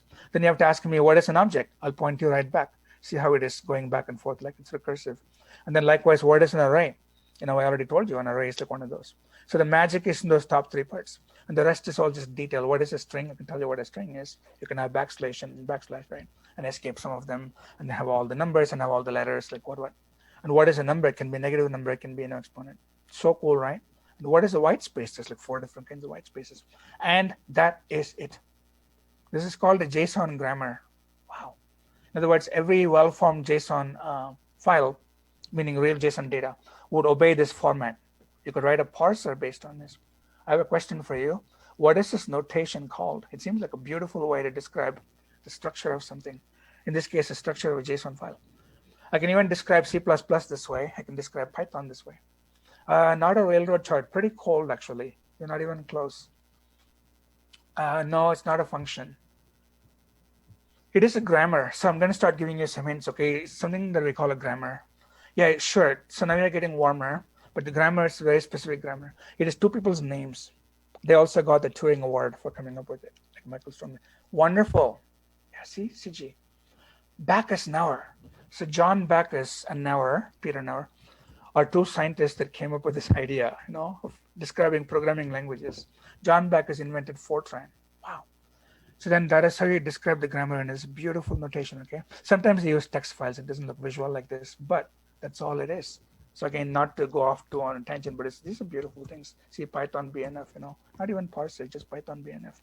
It's fun to see how your favorite programming languages are described. See, like full grammar specification. That is so neat. If it is not here, it's not Python. So like that, okay, I told you. Instead of visuals, they use just, colon. It's the same idea, okay? That means what is that is described in terms of these. So all of Python is described right here, believe it or not, the complete grammar. Wow. So if it is not here, it's not Python. Anyway, so JSON's BNF could not be smaller. And so this Crockford guy is a very smart guy. Then they went into the JavaScript community and said, I have a new proposal. We should make this a standard for data exchange. And then people at the time said, okay, sounds good. And then a new standard was born. So this guy single-handedly created the standard, okay? Look, he just made it the standard. This is the actual official JavaScript organization, ICMA, European Computer Manufacturers Association. So they accepted JSON as actual interchange data standard. The rest is history. So these days you have, in every programming language in the world, you have parsers for JSON, except one programming language, JavaScript. It does not need a parser because JSON is built into JavaScript. Damn it. Cool. Every other language would have to have a parser. Except, even though I said that, right? This is actually very cool. I'm going to show it to you. Yes, exactly. So if you wonder how JSON is going to work, how does JavaScript parse JSON? This file right here actually does it. I'll show it to you right here. That file. You can go and look at the JavaScript yourself. Wow. So this is standard JavaScript, okay? Use regular expressions like crazy, you can see. If you give it valid JSON, it can return you for a given key what the value is. If the value was an array, if you say, give me element number 0, it can give you element number 0. Here it is. It's damn smartly written. You cannot fool it. You cannot put some virus into some JSON file and see if the parser fails. Yeah, you can try that, okay? It's actually bulletproof. You can try it. It's like right here, okay? Like right there. It's for the whole world to see, okay? It's basically unbeatable. And this is built into all kinds of, even, for example, Chrome can automatically, browse this. But yeah, there's the whole parser, JSON too. Anyway, I did not want to go off too much on JSON. But JSON is the reason why the whole world of NoSQL, big data, all of those exist, okay? MapReduce, they all came from this one brilliant idea. Yes, correct, exactly. So you know the history, right? There's a new JSON too. And yes, the older JSON was pretty scary, actually. I agree with you. Thankfully, you fixed it. Yes, okay, so if you know more, any cloud-based backend that you write are all sending JSON data to front ends. So you can go on the Amazon catalog and you order something. What object is actually being sent by the web server, actually JSON. And then your browser would parse it and give it to your front end. Your front end renders it in your beautiful little UI, okay? So all of UI, the front end UI, written in like Angular, React, Vue, what, they're all ultimately getting JSON data and basically formatting it. So JSON is the way everything works these days, okay? You can do one more thing. You can tell the web server, please don't send me, yeah, that's true. Well, yeah, of course not. Okay, so you can tell the web server, don't send me just raw JSON data. I'll send you the name of a callback. In my front end, I have a callback called city. Parentheses, I wrote a function called city. I send the query to the server that says, please use the city function. I'll make all of the JSON data the argument. Then amazingly, the web server will say, okay. Then as soon as the web server sends data on my front end, this function called city will execute with all of the data. Then I can do anything I want. I can parse the data and actually visually render it. That idea is called JSON-P, okay, JSON with padding. It's a cool idea. If the server implements, you can try it. So many APIs, you can do that. You don't have to ask it for raw data. You can say, give me, call my callback with this data. And it says, yes, JSON with padding. One more great idea, okay, JSON LD linked data. I haven't told you about graph databases yet, but there's this notion of linking pieces of data. It's called a knowledge graph, okay? Like basically all of Wikipedia, imagine every single article, all the links can be other articles. Such links can be structured. Structure meaning, suppose you have a recipe database. Then in there, suppose there was a tag called, suppose there was a key called ingredient. Then the whole world should know what that means, because when I say the word ingredient in a recipe, it means the things I'm going to use to, make that food.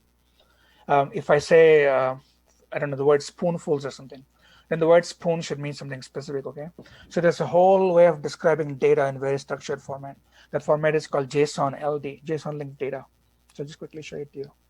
In other words, JSON is being used for basically linking up so much data in the world, which is structured in very specific ways. So the example that I gave you, the reason why stars look like stars is because in the structured way of describing the data, there was a word called star, there was a key called stars, and then it said the number 5, and then the renderer took that and made actual 5 stars out of it. Meaning, if there was an agreement between the user and the producer about what those keys mean once for all, they don't mean two different things, they only mean one thing, then you can write all kinds of cool viewers for it, okay? So that is the model, these are the views. So that's called JSON LD. It's a great idea, like right here. See that? It said best rating 5. So the word rating becomes stars. Anytime you see the word rating. An image is an image. So image means go get that. It's going to have pixels and surrender it. So you describe data in a very structured way, okay? And then all kinds of viewers can structurally parse it. Meaning you don't need people to look at the data anymore. Machines can automatically know what the data means, okay? It's very cool. Tim Berners-Lee was actually he's a big proponent on this. It's a whole notion of the automatic web, the next generation web, where it's not just for people, but also for machines to actually exchange data with each other. But then machines should have an agreement for what those keys mean. That is what JSON LD is. It's an attempt by basically everybody in the world to use standard formats. Moving on. So a few more examples of how you turn a good old relational database with lots of tables, linked to each other into just a very single JSON. So here's one more example, okay? Suppose you have users like 1, 2, 3, 4, what, first name, last name only. Suppose the IDs get transferred here. The ID and user ID are the same. So what skills would a user have? Like Shane, for example, knows all this. And Shane also, has worked in these jobs at these companies. How do you make a single JSON object out of it? First of all, you see, when somebody has 3 different skills, I told you early on, you cannot have what is called a multi-valued attribute. I cannot have a column called skills in relational database and have big data, comma, Java, comma, NoSQL. Technically, it is not allowed. I can make a string and tokenize it, but legally, you cannot have multiple values, right? But here, look, that's exactly what you can have. I can make skills into just an array, and all those multiple values, I can make them into array elements. Wow, problem solved. Cool. So this is something that relational databases could not ever legally do, right? Unless you try to cheat with strings and stuff like that. You can actually have multiple values per column. Why not? Many people have multiple skills. Likewise, this is more complex, meaning yes, there's 2 different things, but there's structure within each one of these. It's not 2 rows, but they have like a little object. Sure, why not? I can make a new column called a new key called experience, and then each is an object. Object. Within each object, key value, like role technical marketing, company Red Hat. So that became the first object. The second row, second object. Role is product marketing, company's Couchbase. Cool. So it means I can throw away all my old tables. I don't need tables anymore. And I can make it as complex as I want. Why not company? Well, they're doing it, so many of them, right? That is exactly why you guys actually get paid for. There are so many companies that would hire you to literally do that properly, believe it or not, okay, without any data loss. Yes, absolutely. I'll tell you way more about this when we go along. This is like a breath of fresh air is all I'm going to tell you. I live this world, okay? It's not that I was a database person, but I know all about this. In 1985, I was alive. I watched the transformation happen from here to here. This is mind-blowing. Like, holy crap. This was not possible. So it's not just simply some format change, but some new things are possible. Okay, on that note, anything in the world can easily become JSON. So one more example, okay, because I really want to beat you over the head with it. Same idea, okay? I've got an ID column. Where the heck is the ID column? There's some kind of ID column, 4001. Key, we call it ID, okay? You can rename things. First name, last name, city, country. I don't need this whole office ID stuff. You can just throw this primary key, foreign key column away, join them, and make one object for this Anil person. And you can make it for all the others. Just keep on going, okay? Yeah, it is just a few scripts. Sure, one time it's just a few scripts. But then once you do this, then they'll want you to write more search on top of this. They had so much SQL that could do all of this, and now you need to modify them into JavaScript or something. So yeah, it's a one-time transformation for sure. It's just a one-time. I agree with you. Yeah, that's where you have to be there at the right time when they do it. They get paid for it. So this is good, but if you want, you can actually do linked data as well. I told you JSON can be linked with other JSON. All you need is a pointer, okay? So supposing somebody says, I don't want you to fuse it and I don't like it. Can you convert each to JSON separately and have some kind of a link between them, primary key, foreign key? That is possible, okay? So all you do is you can go read the stuff at home later on, but give each of those rows, each row can have like a row ID, like a primary key, okay? So say you call the first user number 100, Shane is the 100. Then I can have other columns that refer to 100. In other words, this is separate JSON altogether. But this starts with the word 100 and then 100's address. So that means Shane Johnson, lives in Chicago, okay? Which is what we used to say using the keys here. But now the keys have become more like IDs, okay? And then you can then do the same thing that we did before. So that is one way to do it. But the IDs are not part of the actual JSON itself. The IDs are separate, but the IDs can still be used to navigate the underlying JSON, okay? So you keep a little bit that looks like no JSON because they're just IDs, but they're structured, meaning that's 100 and that's 100's billing and this 100's shipping, okay? Then it's 100's account. So therefore I can use some kind of an ID mechanism with the primary key and keep all of them separate if somebody wants me to keep it separate. Or you can combine all of them. Suppose you don't like this and you say, no, I want it all in one object. That is so easy. Look at it, okay? First name, last name, address is plural. You can have as many as you want. I can make an array out of it. Shipping, tokens. Here, we just decided to make one object for billing, one object for shipping, because normally you only have one billing address, one shipping address. But if somebody has multiple shipping addresses, pretty easy, just make this into an array, okay? That's all you have to do. The word shipping can be repeated. You can have the same key because they're all considered different objects in the array. And then accounts, I can have many accounts. Right now, the person only has one. Actually, they have two. There's an array right there, okay? So when I have 2 credit cards, become an array. So when I have multiple, just make a square bracket array. When I don't have it, otherwise just make like a single object, then just combine them. It's a super easy idea. Therefore, again, the bottom line is I can keep it separate if I want with some kind of IDs that are not in the JSON, or there's no point, there's nothing. I just join them all together. So we have the flexibility to do that. So far, so good, right? With all this JSON stuff. There's nothing bad about JSON. So if you're wondering, JSON can be also made into binary. So if you're worried about this taking up too much space, you can easily make it binary. JSON values can also be encrypted, completely encrypted. So if somebody goes and looks at it, they're going to not see anything. So any security, privacy, all those concerns are really non-issues because they have been solved. Otherwise, this would not be so popular, okay? So it is easily is easily possible. And then JSON's binary version is called BSON, okay? So BSON, BSON. It's like sounds like some kind of Indian lentil powder, BSON. Okay, so BSON is just binary JSON. And there's a parser for it, obviously, because it's not human readable anymore. But it's going to be very, lightweight in terms of storage space. All right, so JSON value can be a string or a number or a Boolean, but most importantly, can be an array with multiple objects. And then it can also itself be an object. So now you can recurse. The key is the only thing that always must be a string. You can represent anything in the world at all. BSON was invented by, I don't know about who invented it, but somebody, if they hadn't done it, somebody else would have done it. Because it's all nice and cool when you have 1,000 lines, right? When you have a billion lines, it's a waste. If humans are never going to look at it.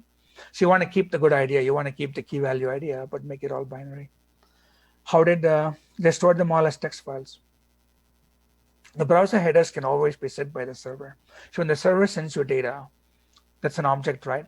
At the very top, you can actually have content type, and then they can describe what type of content type that is, and put in all kinds of, time alive and IDs and many other things. Usual server headers can all be put by the server, and then just the raw JSON data can follow. Yeah, and then the client can get it, and then with the .json parentheses call, just receive JSON, or the client can actually tell the server in the get command, send me XML, send me JSON, and then the server sends you the appropriate type.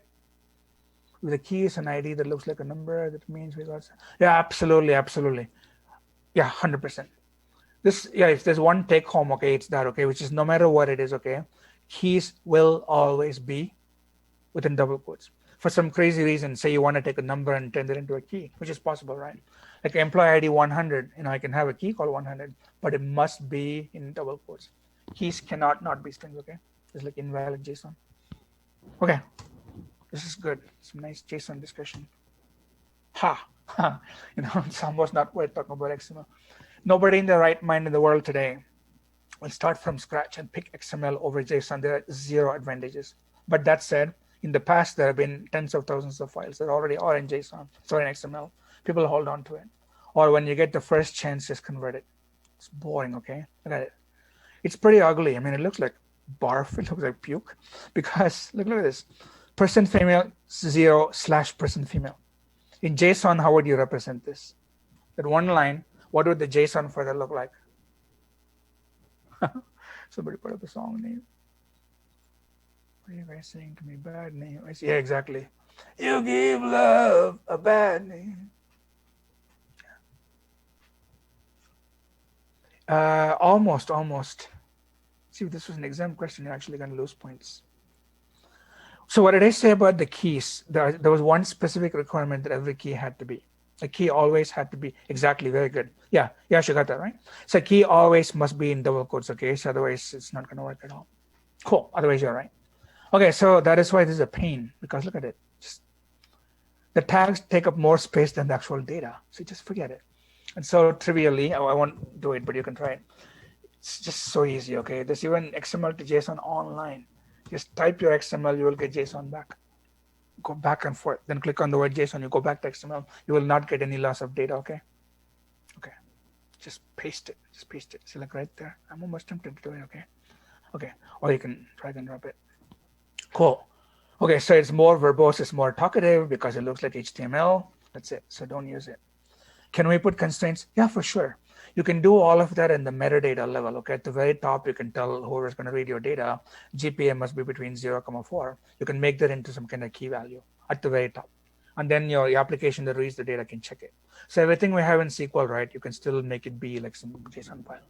Yeah, 100%. Okay, good. You can even have default values where you can say some key is missing for a user. Just assume 111. You can even do that. All right, so I'm not going to do it. Okay, there was a thing right there in the viewers. Well, actually, I'll tell you what. The viewers are a little bit nicer because, again, they take the yucky looking data and then make it a little bit nice, okay? It's still not the reason to use it. Why not just spend a little time on it?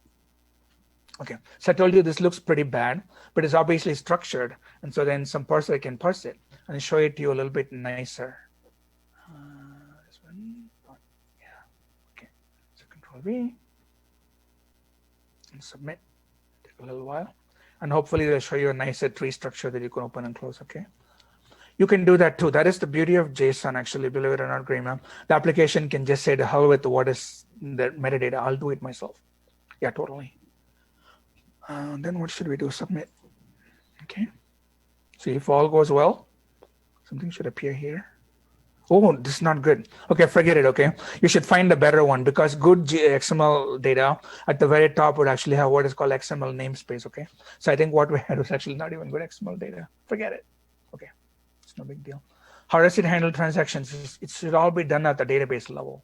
Transactions can be a problem, okay, I'll be honest. You have to write transaction managers separately, but still the same as before. You can still have lock managers, you can still have everything.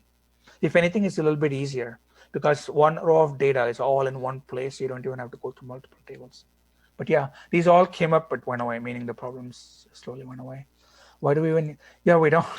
Yeah, exactly. See, Google still uses in XML, then Google Earth of all things, right? Keyhole markup language. Because I think they have millions of lines of code already written to use KML. That's the simple, honest answer. Yeah, XML is dumb, okay? It's historic, that's all. Yeah, sure. Yes, YAML, yes, yet another markup language. But you know, there's even things just like JSON, right? I mean, JSON keeps evolving. There's JSONada. There's many things. Okay, moving on. Yeah, the whole coming back data. Basically available. I don't care about consistency. Say if I have multiple copies of massively large JSON files, somebody changed one JSON file, don't even bother changing the other massive JSON file. Do it when you can. Soft eventual consistency, that's what SE stands for. It's the opposite of ACID guarantee. So the idea is that you don't talk about, the whole atomicity of, transactions, although that is still useful. That does not go away. But mainly the consistency part of it, is the big thing that got sacrificed. It got sacrificed for availability. We talked about the whole availability, the CAP theorem, right? So in the CAP theorem, as opposed to A, we actually pick C. That is the very big change that happened. So we can just very quickly go through all this. There's no need. I told you this actually a few classes ago. Eventual consistency by push or pull. Push means the table that got changed will have to tell all the copies that it got changed. Like send what got changed. Pull means any copy would ask all the others, what changes do you all have submitted to me? Again, like GitHub, okay? So you would push and then the developer would actually pull. So think of that. Okay, data becomes, so eventually things actually will become consistent, obviously. So ACID as, guarantees isolation, focus on commit, nested availability. So the key is, consistency. So availability can be sacrificed. I can bring my database down and then make all the tables be consistent, then bring it back up. Here, approximate answers are fine. Availability is key. The reason is business and consumers. Like Amazon at no cost will shut down their whole operation, the Amazon Prime ordering system, because databases went out of whack. There's no way in hell they'll do that. They would rather they overcharge you or undercharge you and then apologize and send you an email and say, we give you your money back or you owe $5 more. Amazon is not going to cheat on you. So you trust them, okay? So if numbers are weird, you trust them. But the availability is a lot more important. If a site does not work for 10 minutes, you want like a battery charger, you're desperate. You will go to the competitor, you will simply just not wait. So therefore, availability is king or queen. Okay, so this I told you many times. It's all in the keys and values. And so if you want explicit schema, you need to make a separate key value that just describes what those keys stand for, what the constraints are, and null, call that, okay? Otherwise, by definition, it's just pure data. So there's no schema whatsoever. Just to prove home the point, right? I've done this like a lot of times to show you the teapot JSON file. See? Okay, so you don't know graphics, okay? Just give it to you. Like, what the hell is this? Look at it. No idea what it is. No idea. You describe there are some numbers in space, but you don't know. But I can tell you, each is a triangle. Each object is a triangle. That's a triangle. Next triangle. For each triangle, there are 3 vertices, right? That's why it's a triangle. The first vertex I'm calling V0. I drew a triangle. I call it V0, V1, V2. So for V0, that's XYZ. It's a 3-dimensional vertex, right? And V1 is an XYZ. V2 is also an XYZ. So if I join these 3 sets of numbers in space, I'm going to get a triangle. And this is a normal for the triangle. A triangle has like a normal. And so that's a triangle, like actually a vertex normal. This for looking up colors, okay? This whole thing describes ultimately a teapot, believe it or not. But unless I told you, you wouldn't know. That is what is meant by saying there's no schema, because I did not put metadata because my students know. And then what do you do with it? I think I've shown this to you before. If you know what you're doing with the data, you can turn all the data into that, because the metadata is in my head. I knew what the metadata was. So I fetched all of that, like actually not here. So I got like all the data, like in fact right there. And then I actually, where's that now? There's somewhere. I was able to get all the data that was in all those numbers, right? And then made them into a teapot. If I did not tell you, then you wouldn't know is the point. So it does not come with the schema. You got to put it in. So we call it schema-less, okay? Again, that is not quite true. The schema is implicit. Implicit means hiding inside and you can look for it. So it is not appropriate, it's implicit, and the schema resides in the application. In the end, all the burden is on the code that reads all this data. It's up to it to actually enforce any constraints, to assume a schema. Cool. So we call it schema on read. It means while you're reading the JSON file, you can make out a schema. It's a scheme on read. Cool. Okay. It means the scheme does not have to be part of the database. Whereas in RDBMS, it is called schema on write, because even if you write one row of data, already the table has been made. You do the create table command. And what's the primary key? What's the foreign key constraint? What? So and then you simply just write rows to just fill that. So in RDBMS, we call it schema on write. Here we call it schema on read, meaning it doesn't matter what the data is, we'll figure it out. So DB doesn't care. DB meaning the JSON file or a bunch of JSON files. It has no idea what it's storing. The application entirely figures it out. You literally import, it's called impute, you assign meaning to the data. It is whatever you want the meaning to be. Except for JSON LD, that's very different. In JSON LD, there's public agreement that keys mean a certain thing. Yes, it is. It's actually the Utah teapot. That is correct. Good. Right. So, the data itself is blind, okay? It doesn't know. And that is why you can just change the data model. So I can just go to any one of those objects that I showed you, even in my teapot. Supposing only one vertex has extra, okay? Suppose I have just one extra data, I want to add just one vertex. Suppose I want to make this vertex very shiny. Just right there after this, I can have a new key called double quotes shiny : 25.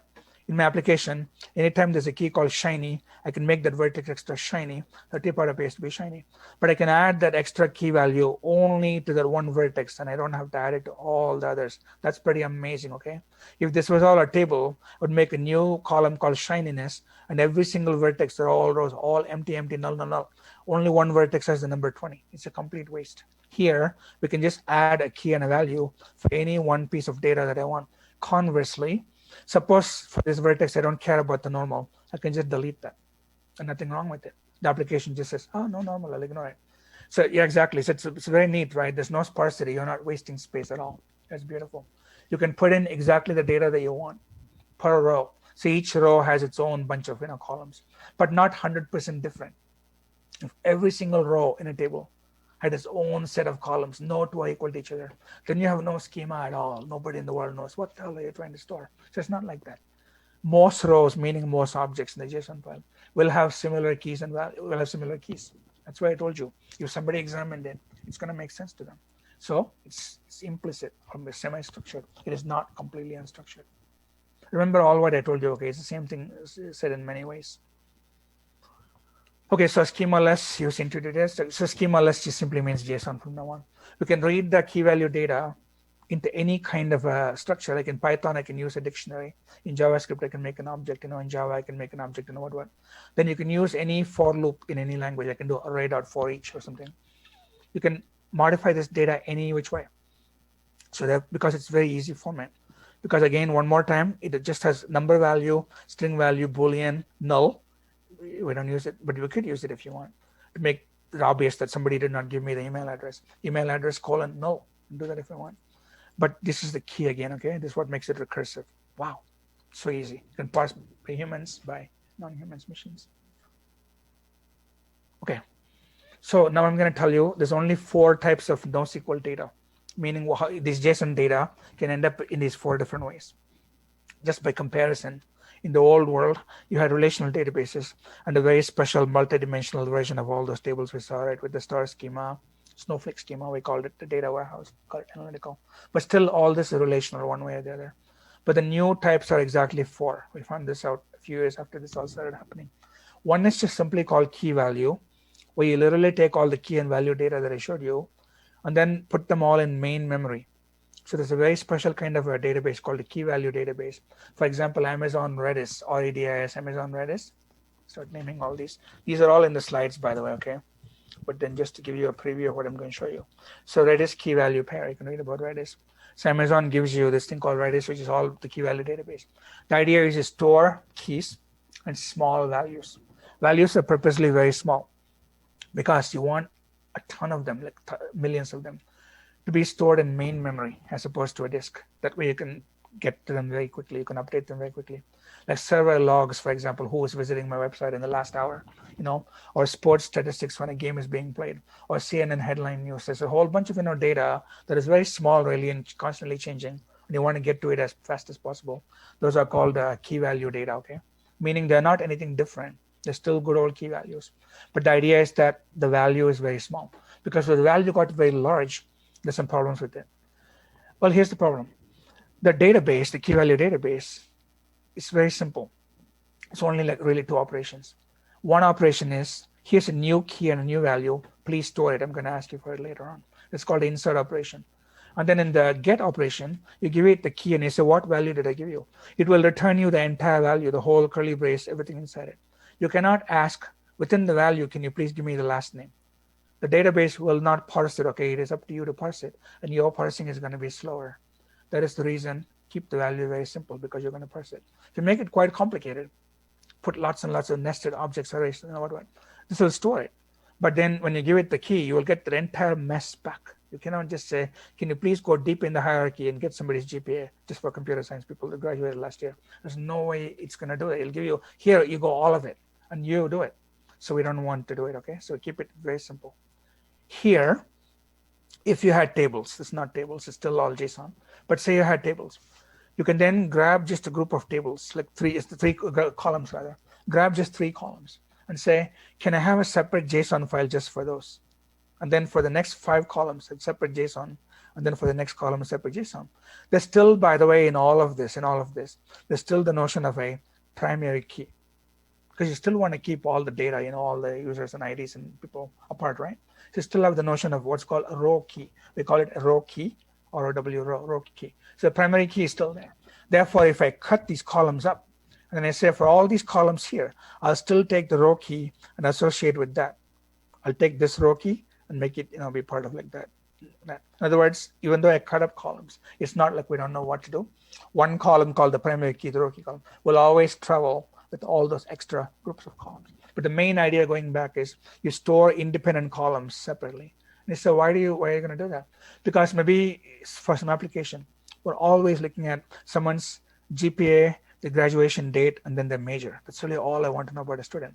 I don't want to know what the student's undergraduate GPA was, or what country they came from, what the high school name was, what the birthday is. Those are cool, but we're not looking at them commonly, by the registrar. So therefore, place them physically in a separate table so that the JSON is not all of it, because loading all this in memory is a complete waste, okay? You only want to keep them separate. It's basically vertical fragmentation. That's called a column family. So I already told you what it is, okay? And then you can take two column families and combine them. And you can call that like a super column family. So you can do it one more time, and you can take column families and combine them, okay? This is one more level of interaction. But otherwise, column families are just commonly used, and all it is just simply collections of columns.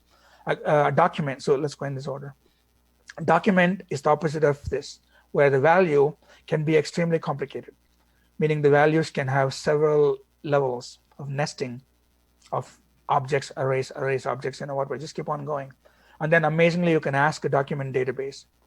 Somewhere deep in the hierarchy, I know there's a key called X.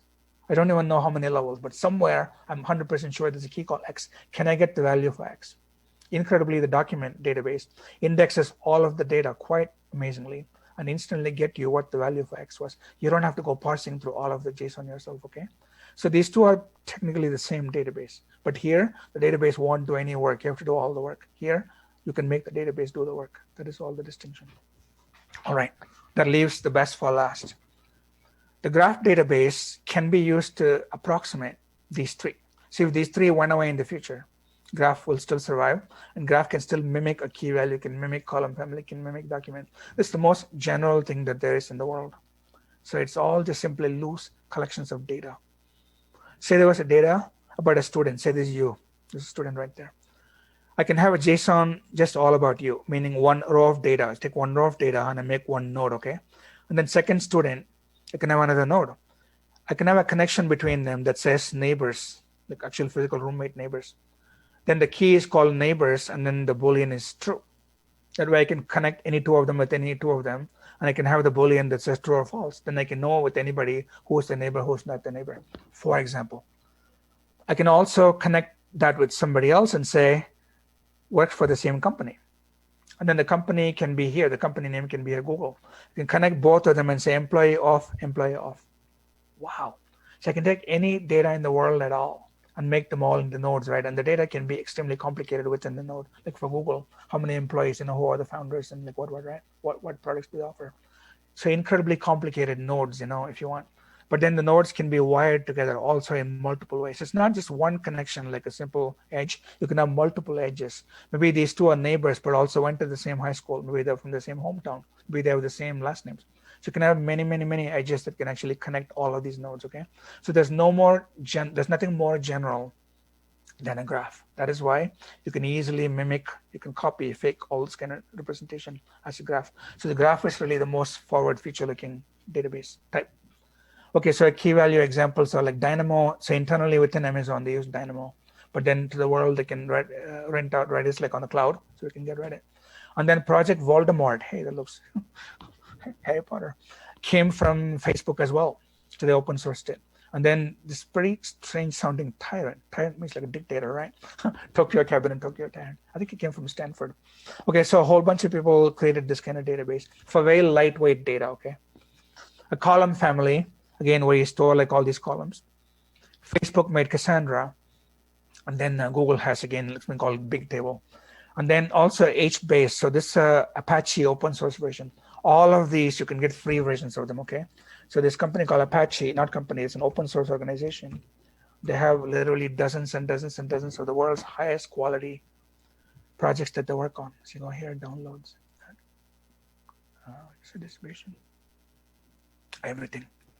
See like that, wow.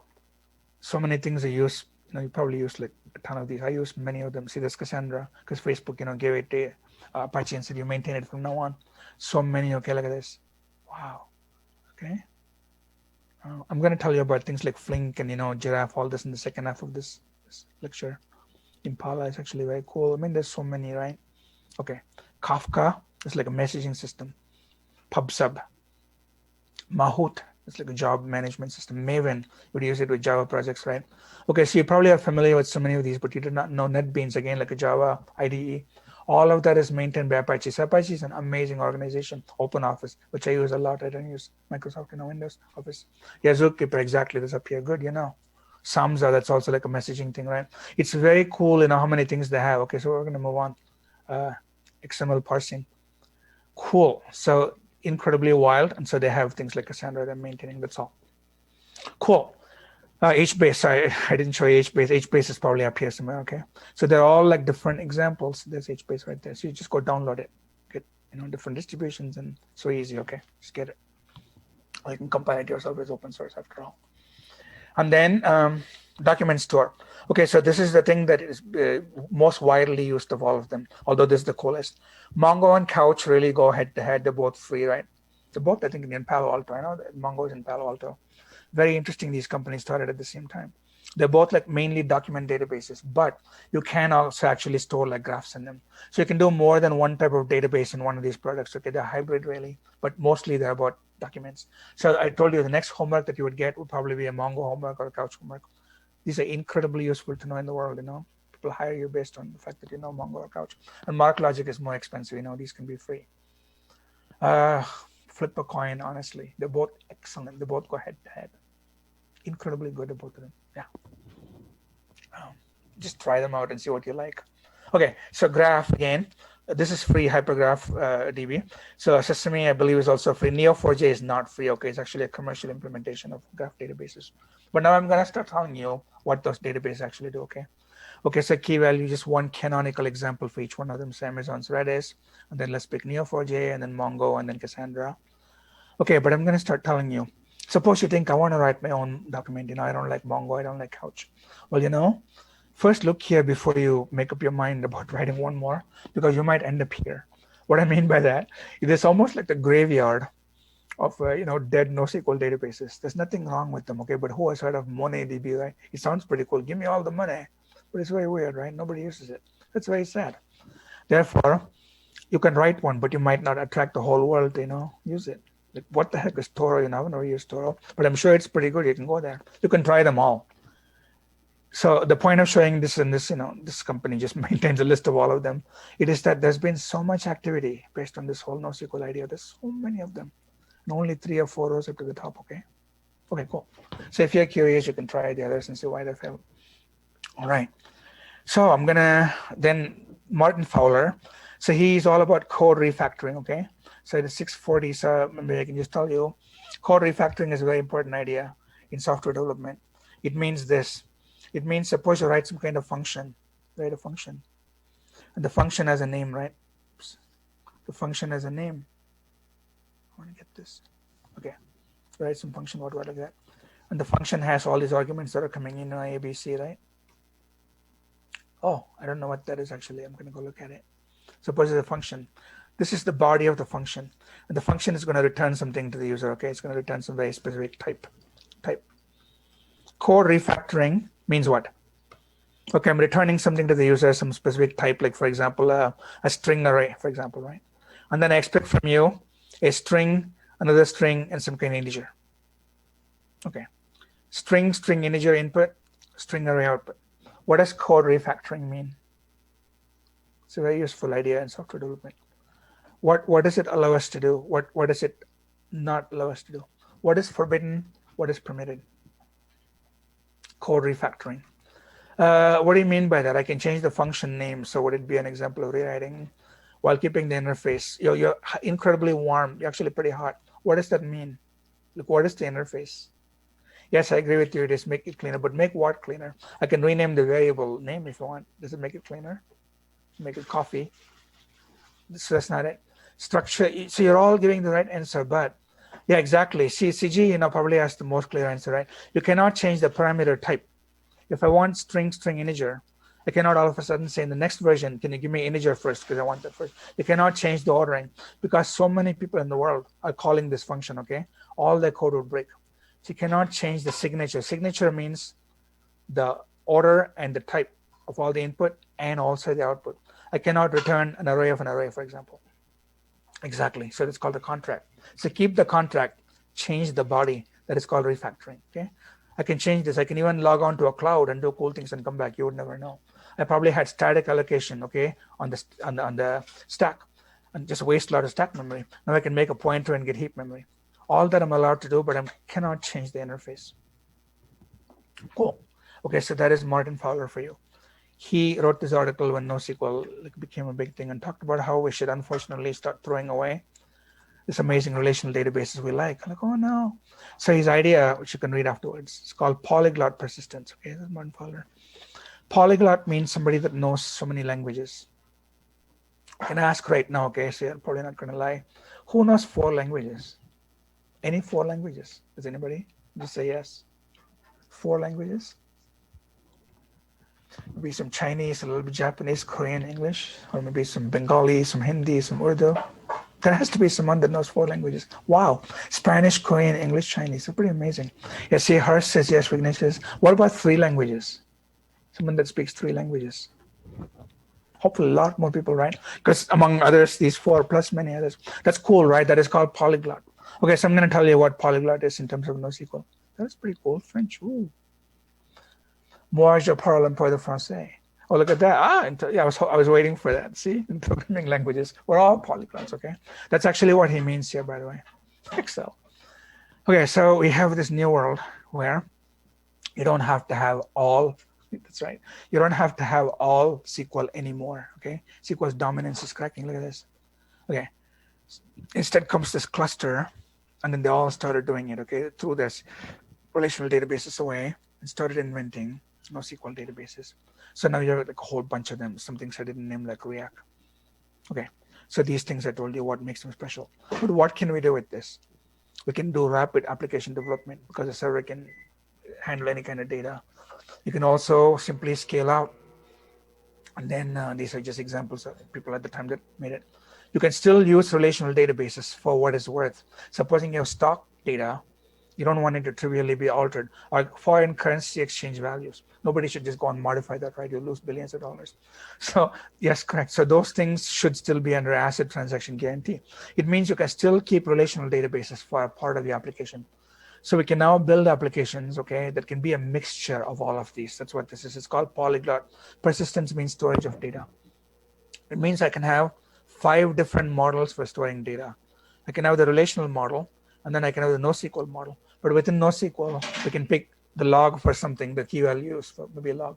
You can pick the graph storage for something. You can pick document for something. You can pick columns for something. You can have it all. It's going to look like that. See that? Supposing you're writing some kind of Amazon, clone, right? You want to go up against Alibaba. You're going to need user session, meaning your shopping cart. That should be under Redis because it's temporary data. And all the customers' credit card information, their purchase orders, right? Keep them as RDBMS. There's nothing wrong with that. And then shopping cart. So I think this means like what they're browsing, where their mouse is traveling, like all of that. Keep that here. And this is the shopping cart. Also, same thing, key value. And then recommendation engine, where it's like a graph. You bought this. Well, look what else. Other people that bought the laptop. You want a laptop, covered. You want an extra battery. All that is a recommendation, right? It's a graph, obviously. So make it Neo4j. Product catalog. This is when the user starts clicking and they say, give me all the 5-star reviews, and then give me all the question and answers, and then give me the recommendations. So you can have a very complicated nested chain of documents, and that is product catalog. And then reporting, again, financial analytics, go back to relational databases. Or you can do it here in like NoSQL, right? And then again, logs, very similar to user sessions. See, you can use a little bit of everything. That's the whole idea, okay? So cool. Because the application that is over here is going to get any data in any form and then put it all together and possibly write it back. So the programmer is free to, just do anything you want. That's the idea. Okay. So these are the problems that, it's basically solving like that, okay? Like that. Okay, so these things I've said before. Cool. Now, polyglot persistence. It's a super cool idea. Oracle, by the way, is slowly turning into a cloud company, actually. They're making these NoSQL database types. They don't want to become, obsolete, obviously. All right, so polyglot means specifically this, different storage technologies for storing different parts of an application. This is the key. The application is the one that ties everything together. You can have different APIs for different parts of your data. You can make it all work. And then you can even have extra queries in different languages. There can be some Python program that runs and does something to our data. You can do it in JavaScript or in Java. All of a sudden, it became like so liberating. You want to start a business. You don't have to say, wow, what is my table design? What vendor should I go with? Is it MySQL? Is it, SQL Server? Just a little bit of everything. Just download them all and start your business. And then migrating is also trivial. Supposing you think reporting should go to, Cassandra, so easy. That's what Yash was asking earlier. Just make a very simple script that goes through this SQL actually, and then prints out JSON, and then just throw this away. Stop, giving Oracle your money. So it's very easy to migrate data back and forth. So it almost seems like there's infinite freedom to do anything you want, which is why you see so many businesses, right, that start up on the internet, because it's no big deal. You don't have to make a huge front-heavy architecture and say, wow, everybody should sign off on this because for the next 20 years, we're not going to change it. It used to be like that. But now people want to change it all any time at all. And it's possible. That's very cool, actually, the polyglot. Yeah, that's a nice combination, right? Yeah. So Apache, by the way, also maintains Solar. I didn't show it to you. All right, so, let's do a little more, though. This actually, we're in a swing here. Key value DB. So now I told you all this polyglot, 4 types, So what is a key value? A little more detail. It's pretty simple. It's a key and a value, except the value is so simple. In other languages such as Perl, P-E-R-L, Perl, you call it associative arrays. In Python, it might be called a dictionary. In Perl, you also call it a hash, okay? They all mean key value. So the database itself is the table. It's a dictionary. And each row is storing, even though there are actually no rows, each key and value. You call it a row. You call it a record. And then they have columns, which are actually keys and values in your curly brace, okay? Yeah, exactly, absolutely. So key value is basically a hash, totally, 100%. Good. There's no schema. It means every single row can be different, meaning for one person, you can get the club card ID, and you can store like all the things they bought. For the second person, all the things that they bought and also all the things that they looked through. So each row can be a little bit different, okay? You don't have to have identical fields. So the key is the main thing, okay? It's like a primary key, because that is what is going to tell all of these values apart. So you need to obviously have only one key, which means if you have a key, like say you insert key is 1, value is A, okay? After 5 minutes, you say key is 1, value is B. Because you gave it the same key, it means you're overwriting the data. So then A would turn into B. There's no duplicate PK, it just overwrites the data. In fact, that is how you would actually overwrite it. Do all the keys have to be the same type? That's a great question. Keys can be anything. No, wait. Sorry. This is all ultimately going to be stored as JSON. So keys better be strings, okay? Sorry. In a Python dictionary, keys can be actually anything. I can have a key called 1, actually. JavaScript has a new data type called a map, where keys can be non-strings. But in an actual JSON kind of an object, keys must be string, okay? So keys must be string. Hey, cool. So I'm going to move on and show you. All right, so obviously the only thing you can ever do with this is you give it a key and you say, can you please tell me if there's a value?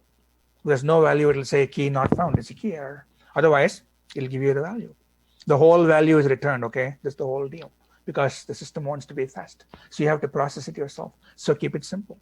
Likewise, you cannot update just a part of the value. You cannot go in a customer and say, can you just change the last name? You have to change the whole object, really. I mean, you're only changing the last name, but technically you are changing the whole object. So again, keep it pretty simple so it's fast, okay? It's all about speed, you guys, that's all. Memcached is one of the oldest Unix-based key value databases in the world. It's basically with every single Unix system, it automatically comes with it. It's called Memcached, so you can try it, okay? If you have a shell, you can even go in the shell and start typing all this, okay? Okay, so please try it. These very simple operations you can do in Telnet, they can all actually go into like Memcache. I won't even tell you about Memcache.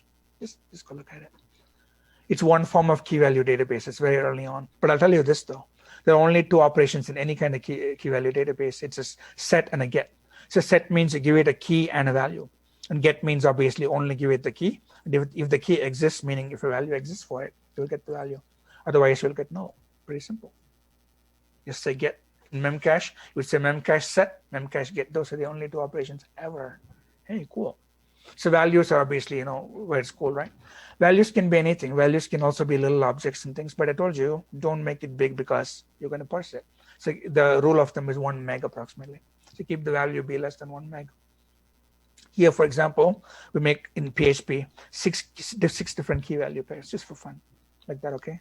So those are all the keys, and those are the values actually, and the keys are just simply number keys, okay? That's what this is, like just $key. Just do a for loop. Okay, so then take the number and make it into like, and give it a value for it. Okay, just do a loop through all of this. That's really all you're doing. So then in the end, you can say what is in like key number 0, then it's going to get double quotes 0, then it's going to give you 1 to 3. What is in key number double quotes 2? It's going to be a string and so on. Okay, so if you know PHP, you can try it. Therefore, what is memcached used for? A while ago, I told you when we did SQL tuning, the system, the SQL engine fetches data from the backend and stores that in the data cache. So now you know the data cache can actually be used as memcache can be used for that, to store all temporary data. Okay, so it means you can do all your operations on memcached, and then you can actually store it for real in a backend. Hey, cool. And the reason why I again do it is because the front end is quite fast. Do it all in memcache. Once in a while commit, then you can have actual permanent storage. So do a best of both. Okay, so who else? Memcache, by the way, is so old. It has APIs in so many languages. Practically every programming language in the world supports memcached. Okay, so therefore you can also then do your own memcached. I'm going to show you just a little page. Move on, okay? Like that. You can actually just install memcached and memcache start, and that's it. So you can actually start doing this. You can type this, copy and paste all this. Memcached actually works. That's the easiest way to do, NoSQL. Just play with it. Yeah. Can it be, you think? Possibly. But I didn't tell you about memcache. We accept answer from the future, by the way. Meaning you'll not, be taken off points because, I didn't talk about it yet. If you know, then you might get points. All right. So, something else other than memcache, something quite modern. Amazon gives this to anybody in the world. They can start businesses. Redis is one of them, okay? All right, so social media companies, for example, use Redis. So it's real. And there what they do is, what data can you store? So usually in things like memcache, you can only store the most basic types, right? In Redis, the value can itself be a little list of Instagram IDs, photo IDs, for example. Or you can do a set, which looks like a list, but no element there's no square bracket 1 2 3 4, no position. Okay, just simply a bunch of values. Or the value can also be a tiny key value pair. So this is a little bit more complex than things like memcache. But again, we shouldn't overuse this because we're parsing it. Okay, that is all Redis was. Dynamo is yet another one. Okay, so Dynamo is internally used, and so Dynamo, they have a paper that I want you to read just for fun again, not for the exam point of view. How do you design an architecture like Dynamo? It's all about distributed load balancing. So in lots and lots of key values, tens of thousands of people are browsing Amazon. They don't want to overwhelm one server and have it all store key value. So as new keys and values come in, they'll automatically do load balancing. A proxy will actually send keys and values to like a ring of cluster of nodes. That's all they talk about here, okay? It's actually quite cool. And then what if one of the nodes fails? Then they want to send the key to a neighboring node. So for every node in the little cluster in a ring, they have 2 backups on either side. So there's a copy of total n equal to 3. So 3 total copies, the main one and 2 backup copies, all stored like right next to each other. So you can read it if you like. It's a lot of fun. It's like that, okay? So when new keys come in, they'll automatically use like a little hashing algorithm to decide what node to send it to. That way all the nodes are filling up evenly with the keys and values, okay? It's a cool idea. Some side talk going on. Yeah, that's basically it. So therefore, and then they use it. And it's all about get and put, okay? These papers are quite cool when they write papers like that. And then use it forever and make like hundreds of millions of dollars. All right, so the infrastructure has look at that, tens of thousands of servers. Oh my God, like all over the world. And then they can use any hardware they want. And then they assume that things are going to fail. That's why they have 2 backups. Highly decentralized, loosely coupled service-oriented architecture, 100 services. Cool, hundreds of services. Wow. These days, microservices is really what they're basically API calls, okay? All right, so Dynamo is used for that. And then your values are blobs. Again, the server does not even look at, meaning the DB does not look at the value. They call it blobs. They just basically make it into binary blob. So when you give it the key, it'll return you the whole blob. And you need to parse it yourself. Then that way it's quite fast. It's all the same thing over and over, okay? So once you do a put, and I'll tell you about this soon. Once you do a put key value, then all you can do is give it the key and hopefully you'll get the value back. But what the heck is context? Context is like a third argument. Timestamp. Suppose the key was the ISBN number for a book, or the primary key, for a book that Amazon sells. The object is the price for that book. They're crazy. You watch the price when school starts in fall usually. A textbook's price. It might even change every hour because they're playing with what is called fluid pricing. If no one orders some book for many hours, an algorithm will automatically drop the price by like 5 or 10 cents and see if people order. It's crazy, okay? And supposing they don't order again, drop it more. In other words, it's not one value, it's like a whole array of values. They store them all. Because afterwards they can go and do analytics and see exactly at what point did our price start to go up, meaning our sales start to go up. Next time, lower it only that much, don't go any lower because we don't need to, we'll lose money. You see what I mean? They can use a timestamp to store key value pairs as if they're historic. CNN, when the headlines change constantly during the election, they can have a timestamp for every time they change the headline. Then they can go and do analytics, okay? USC should store the actual cost per unit with the context. But that's all a context is, more like a timestamp, okay? It's metadata. It's actually obviously not real data because this is the real data, but you can store extra data. Moving on. Okay, so then how do you do the whole key hashing? The keys are what are being hashed to decide like where in the server cluster to go. They use MD5 hashing. So take the real key, hash it, and then send the hash key to one of the storages in the ring that I showed you. Okay, so each key value pair is repeated n times. I told you that. Okay, that's pretty much it. Wow, easy. Column family. I'm gonna just keep marching through, and then we'll see how far we go. Okay, I'm not trying to rush, by the way. You know, we do what we do. Column family. So here, you take your whole. There's no more tables, by the way. They're all JSON. But conceptually, you pretend there are tables. See, if you had a JSON with not all of the key values, can you only have a subset of the key values? So it looks like a subset of columns. Columns are also called column family databases. Column databases, also known as column family databases. Again, the idea is actually pretty simple. So Wikipedia always tells you what it is. Okay, so I'm going to explain some of this to you, okay? So it's right there. All right, but the core idea I already told you. You only store certain subcolumns, but not all the columns because you don't need to store all the columns. All right, let's go back here. Examples. So Google has something called Bigtable. You can get an account on GCP, the Google Cloud Platform, and then you can do Bigtable yourself. You can try it out to see what it looks like. They have a separate one called BigQuery, okay? People that do like sales analytics, they use BigQuery. All right, they have different features built into them, but the core idea is the same. They're both column databases. This is a free version you can get from Apache, also free. And then this you rent on the cloud. This is quite popular these days, okay? So Redshift is being used by so many businesses for storing column data. All right, so there's all sorts of things that we have zero time for, sadly, but it's cool though, you can go read it. The idea again is column databases, okay? So what does it mean to have a column database? Okay, let's try it. This course can be 10 terms long, and I still have enough to say. Rather than rows of data, think about columns, meaning any query usually wants all the rows, meaning it's doing column queries, such as average, the average of the price column or the oldest of the date column. So when you do lots and lots of column operations, then it's worth thinking of the database itself as column-oriented as opposed to row-oriented. You're never doing any select queries at all. So the concept of what a data is, it just changes. Since for aggregate queries, I just told you that. Like average age for employees, that's pretty cool, right? All the internet, facing companies in the Bay Area, probably the average age is like 25, and the old companies like oil companies and so on, average age is probably like 45. So it's clear, but you have the data, you can find out.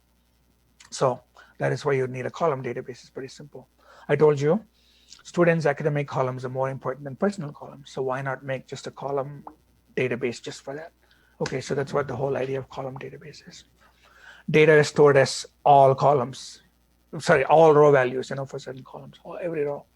Okay, so then you still need obviously each row to be separate from each other. So we call them row keys. They're just primary keys. Okay, so for a student column family, where the columns are GPA and graduation date and like major, you would still have for every single piece of data a so-called row key, which would be the student's primary key, the student ID, obviously. You still need that. And then, so a column is just key and value, like GPA is the name of the key. And then for every student with a different new row ID, their GPA. Like student number 1, GPA 3.9, student number 5, what. That's it. So name value pair for every, I'm going to show you examples pretty soon. And then, so a single column's worth of data for all the rows. So again, GPA, all the rows, okay? Okay, so that is called just a simple column. So far I told you what a column is. A GPA column means value for all the rows for the column. Student advisor column means the key is called student advisor, and then all the different student advisors that are for every single row. That's that column. Now we start collecting columns together. That makes sense. Now we call it a column family. For example, any user like at Amazon, they want to keep the user's name, their age, date of birth, address, email. They all belong as customer data or something, right? So you want to group those columns. At that point, that group of columns is called a column family. You still have rows internally, and every row is going to have a row ID, okay? All right, so time for an example. Suppose a column family consists of exactly 2 columns, first name, last name. So I've got a first name column, last name column, and many customers, okay? So in this case, only 2 customers. I take the customers and make their name itself be the row ID, the primary key. So this can be only one Kath, it can be only one Terry, okay? Then for Kath row ID, what are we storing? Kath's first name, which happens to be Kath. Kath's last name is Yoon. For Terry, first name, last name. In other words, this is the actual column data that I'm storing. The column family is right here, but they indexed by row keys. In other words, I still need a row key to find out what the values are. In other words, somebody says Kath. Here's a primary key called Kath. Tell me Kath's last name. So I start in this by saying, give me an object called Kath, the key called Kath, and the value for it. Then in there, give me for last name value. That's what you're asking. Okay, so again, the column family is here. They index by row IDs, okay? That's it. A super column is when you give a name for the whole column family. Right now, this column family is just a column family. There's row IDs and there's column. But this entire thing, this entire blob can have a name. And then it's all this data. That name is then, when you do that, it's called a super column, okay? It's a name grouping of columns. So there's a key and a value. There's all the value. And the key that I'm not storing yet, I'm going to show it to you right there. That key that is here would be the super column's name. Super column's name is the key, and everything else, all this is value. Okay, that's what this is, okay, like this. Super columns, how you relate them. So a super column called username. Same the idea that we had. We could have called the first name, last name, username. In that case, username followed by all of this becomes a super column because I named it. So username, and then first name, last name. But this row is for Kath. Likewise for Terry, you'll have the same thing. You'll have first name, last name, but it'll be Terry Cho, okay? Yeah, but the main idea was we named the whole column family. Then we call it a super column. Now, there's only one more idea. I can take one of these. I can take another of those, or maybe 3 or 4 of those, where I already have a column family, column family, column family. Because in a column family, I have a column family name, and I have all the actual column family. But now I have more than 1, 2, 3. I can group all of them with one more name at the very top. That is called a super column family because it's a collection of super columns. Again, remember, it's already a super column. Why is it called a super column? Because it's a column family with a name. But I can bring a bunch of them together and name it. Then I call it a super column family. Hey, cool. It is simply levels of indirection to make data access fast at any level possible. You can access data at a low level, high level. That's all it is, okay? So therefore, a super column family is a namespace, meaning it's one name you give to a group of super columns, just like these. Just like username, I can have customer data, hobbies, all extra super columns. But then I can collect all of them, and I can make sum total of everybody. I can call it that. Then it's going to be called a super column family. At that point, the super column family is like a table because all the super columns can include every possible column that there is. So what if I went in a table and I made the first 3 columns into one super column family, next 4 columns into a second super column family, last 2 into a third super column family, and that's all. I have no more columns.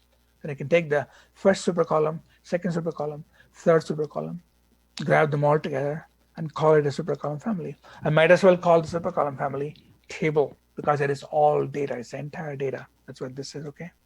Equivalent to a table. But it's not just a table. In the old days, in the relational database world, I would just call it a table, like student data. But there's only one level. All the columns for students are all right there. But now I have a separate name just for the academic data, a separate name just for the personal data. So that is the extra info, okay? And those info are just simply super column names. Cool. So this is the magic ultimately, okay? It's the extra data. Without this extra data, you're just talking about a table. Cool. So now you know the whole thing, okay?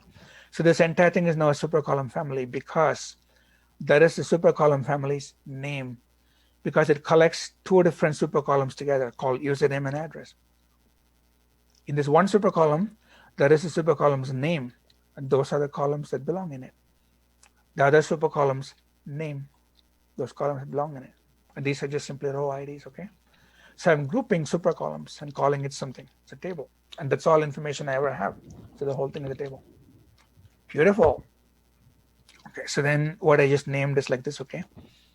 So super column family, such as user list, is simply holding things like a super column name like username. That's going to be username. Account is going to go over here. And then within username, first name, and then the value for it, and then last name, value for it. So just telescoping, okay? And then there's going to be one of these per row key, meaning there's going to be one for Kathy, one for Terry, one for City, one for what. So easy, right? So it's all that extra data was like right there. That and that, that's the extra data. Cool. Okay, this is something that you would read. If you took like the search engine class, right? You would know about inverted indexing. It is so cool.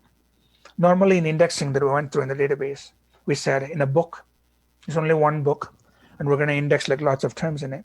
So at the back of the book is an index that says, given any word in that book, show me all the page numbers where that word occurs. It's classic indexing. In inverted indexing, it's the opposite, okay? Given a word, this is what Google would do. Given a word such as IoT that I typed a little while ago, show me every single book where that word is. As opposed to in a book, show me all the places where the word occurs. It's as if I have like 100 database books, okay, and I make a different index in my office where you tell me the word normalization. The new index will tell me all the books where the word normalization exists. That is called an inverted index because you invert the concept of indexing. The point here is we can use column family databases for inverted indexing. So what I told you is beautifully in here, but as an FYI, like an exercise, you need to go read it. Ask yourself how you would use the concept of a column family to do this implementation, all right? Okay, I will not tell you. And that could be a hint actually. Hint. Okay, so then that is all it is, okay? An index would actually point to multiple documents. And no wonder Google works like this because you type in some word and they quickly get all the documents where the word is there. And they do a page rank on it and start telling you like what the top searches are, results are. Okay, so this is what I just told you. One more example, right? This whole column family stuff, okay? So column family is called musician. So here say you have a column family called musician. Why do you call it a column family? Because that is a column family name. And what does a column family actually have? It has a column called email, another column called instrument. Like I told you earlier, not all users need to have all columns full. Like Bootsy, you know what instrument she plays, right? But then for George, we don't know what instrument he plays. So leave the whole thing blank. That's the power of NoSQL. And then there's a separate column family called band, okay? Where there's again a row key, and there's some column called pfunc, I guess. Yeah. Here there's not a second column, there's only one column, but you can still make a column family for it. Cool. Okay, so 2 column families. And then you can use the column family idea for storing tweets, okay? Suppose you have a column family database, and you can go to the place where I took this example from. Suppose you have 2 different column families. One is called users, one is called tweets, because in the end, that's all you care about, okay? Then you can combine those column families and make a new, you know how you combine them, right? And call it a super column family. And then the new combination of those is called user tweets. Okay, so first of all, what are the column families called users and tweets? Here they are, okay? So for a user, you would have a key, everything has a row ID. So in a user, this is all you care about the user. Like what is the occupation, what is the full name, and where are they? For a tweet, what do you care about a tweet? Every tweet has an ID. And then this is the main thing. What is the tweet's text actually? And then is it a private tweet or publicly shareable? And what application made the tweet? Like we know what app. So simple, right? So I can have lots of data based on exactly that idea.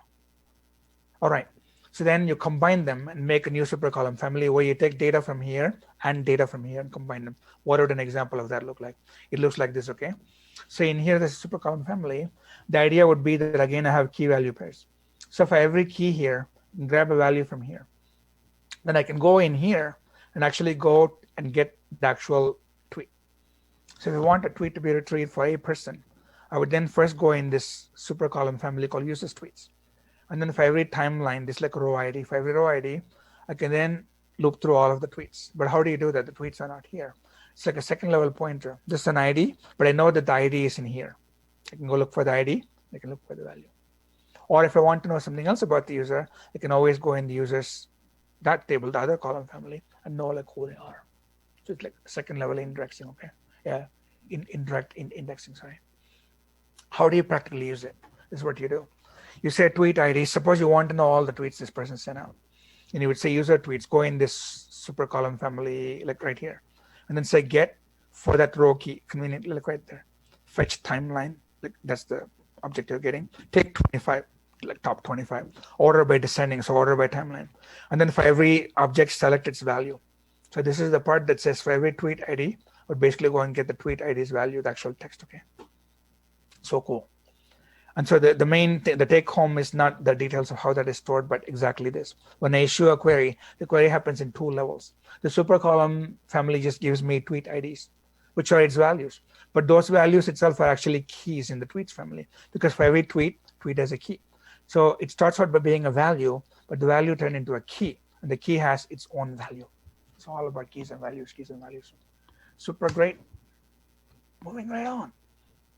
So Google has a version of this you can play with on GCP. It's called Bigtable. And so Bigtable also has a paper. These papers are all wonderful because they tell you exactly what the architecture is. If you care, by the way. End users have no reason to really even worry about how this is all done, but we kind of like it. If there was a course at USC called Database Design, which this course is not, then we would actually read these papers for real. This one, the other paper that I showed you with the Redis, right? But now it's more like just FYI. Data model is sparse. And then again, this is actually pretty amazing. For every single website, okay, say every single row is actually a website, they can store just basically, the actual HTML of the contents, right? And then that is amazing that I can have like a whole column of them and I can go searching through all of them. The name of the website itself becomes like a row ID because every domain name is unique. That's what column families are. And then for some data, like right there, just storing the anchor data, I can have timestamps. That is where the context comes in. So a single cell will not have just one piece of data. I can have timestamp multiple pieces of data, which I can go and analyze in the future. So timestamp idea, reading, writing, building blocks. Okay, this is the year 2005. Metadata. Okay, just some detail. Locality groups is too much, right? We don't need it. Shouldn't need it. All right. So, but FYI if you want it. So the main thing is values have not just a row key and a column key. They also have a timestamp. So row key, by the way, is row key, okay? Column key is that column key. But now every row column intersection can actually have extra like this, right? There's T5, T63, they're all timestamped. So it's as if I'm storing multiple headlines, multiple front pages. And I can give it a timestamp. And then it'll give me exactly this HTML versus that versus that. That's the third idea, okay? Cool. So like this. Okay. See now, when this was actually happening, it was pretty wild, right? So every few minutes, like 1 minute ago, that's what I mean. So they would constantly change it and then they would store it all and then go back afterwards and see what happened. Because when the news is happening, it's like too much in flux. And you want to keep it all as a historic record. It's exactly what it's for. Okay, so then Google made a Bigtable. And the same thing was written by the Apache people. Then it's called a hypertable written in C++. I haven't told you this, and I will do this maybe in just very soon, actually. This is the parallel platform, the parallel processing platform, where all this can happen super fast. So just imagine for now it's a file system. The Hadoop file system is what HDFS is called. Then that is what you would run this hypertable on, meaning you take lots and lots of this data, and then you want to search through this column and do something very cool with the column. For example, you want to know for different websites who first reported, that Biden won, for example. Then maybe there's like tens of thousands of websites. But instead you take that whole column and break it up into maybe like 10 different chunks, row-wise, meaning you make horizontal fragmentation. Then what you can do is place all those 10 different pieces of the same long table in 10 different machines. And here's the best part. You can then run through some algorithm that looks at timestamp in parallel on all the 10 at the same time. If I have 10,000 sites that are all reporting, I can put them on 10,000 different machines even and ask them all at the same time. Tell me your most recent news, for example. In other words, that is where the parallelism comes in. I can run the same data query on not just one machine where it has to go through all of the sites, but instead there are many machines that are all looking at different parts of the data at the same time, which is why it can be 1,000 times, 10,000 times, 1,000,000 times faster than a single for loop. It's magical, right? So the more machines you have, the faster it gets. Wow, basically unlimited parallelism. All right, so then that is what hypertable is in C++, okay? And tables are partitioned by row keys. Again, row key is a primary key, okay? When I say tables are partitioned, they mean horizontal partitioning, like I told you. They cut it up. They cut just these rows, next bunch of rows, next bunch of rows, and search through all of them in parallel, and then combine the results. Obviously, you still have to say, what did you find? What did you find? What did you find? We still have to sort them, but that's much easier than looking through all of them one by one. So then that's called reduce. What I told you is called map when you search in parallel. When you combine all the results to make one final result, that is called reduce. So the whole operation is called map reduce. Easy. Cool. Okay, this is very interesting. So then when they wrote Hypertable, they came up with their own SQL. It's very interesting. But it's written in C++, no SQL engine, okay, because there's no relations, but it looks a lot like SQL. And then they made a separate API called the Thrift API, which looks nothing like SQL, okay? But HQL looks like SQL. Then they also Apache also rewrote the same thing that Google made, but now they use Java, and it's called HBase. So then HBase also can run on the same Hadoop file system. And then, so like I told you, you can do MapReduce on it. And then HBase also supports the same Thrift API. And then they have their own Java API, okay? Very interesting. So they're all like slightly different from each other. Okay, so then Facebook made Cassandra, I told you, and then they gave it to open source in 2008. And some pretty top companies use, Cassandra still. So rows again have a string key. This is your row ID, pretty simple. Operations on rows are atomic per replica. So, just ignore some of these details. Column families, so let's focus on just the column family part of it. Yeah, so the main thing is, each row can have a different number of column families. That's also possible, right? Because for one row, in my column family, I can have 3 columns. In the second row, for a different person, maybe, I only have 2 column families. I don't even have a third column, which is fine. So then, in other words, every single row can have different amounts of data. So a table is not a rectangle anymore. And then clients specify like what they want to look at, all that. And then super columns go and group a whole bunch of column families. All right. So then the APIs again get insert delete to put data into all of those. I can show you this example for Cassandra. Cassandra has a query language called SQL, but then C is the letter C, SQL. But then it doesn't have the where condition, which is a very interesting thing for SQL, right? Does not have join. The reason it has no join is data already is supposed to be joined, so we don't need it. And then things like group by, order by, we can do it ourselves in our programming language, okay? But then the main thing is, look, it's all stored and also returned as JSON. Okay, like this, okay, make a table, key space is a table, okay? So make a table called animal key space, and then replication, just leave all this up. And then use it, create table monkey. So you can actually make a table called monkey, and then the primary key is the identifier. And then these are column names, okay, if you had columns. What monkey species, what do you want to call it? How many monkeys like that do we have left? What is the primary key? Again, the identifier followed by species. Okay, this is look at this, looks so much like SQL, right? Insert into monkey data. What is the identifier? What is the primary key? What type of monkey is it? What nickname or population? Values, so those are the column names and values. So primary key, species like capuchin monkey, nickname is cute, and then that's how many left in the world. This also looks like SQL, from star select monkey. Now it's the interesting part, right? So this little command runs, which gives you like a JSON output. Look at that. The key that you put in using what looks like SQL, that key, became a SQL, so became a JSON, where the key is called actually key. That's funny. And the value itself has become the key that you put in. This is like so cool, right? This is what you can try actually if you download Cassandra. And then you have the actual column data, and then all of it, capuchin monkey. The first piece was called capuchin monkey, and then there's some kind of timestamp that went in there. And the nickname for that is cute. And then actual data, population. See, there's a key value. It's a key value. So cool, right? And then key value. Amazing. So it's all JSON ultimately. That's how they store it, and that's how they return. It means I can edit this and change the nickname from cute to ugly or something, and I actually change the data.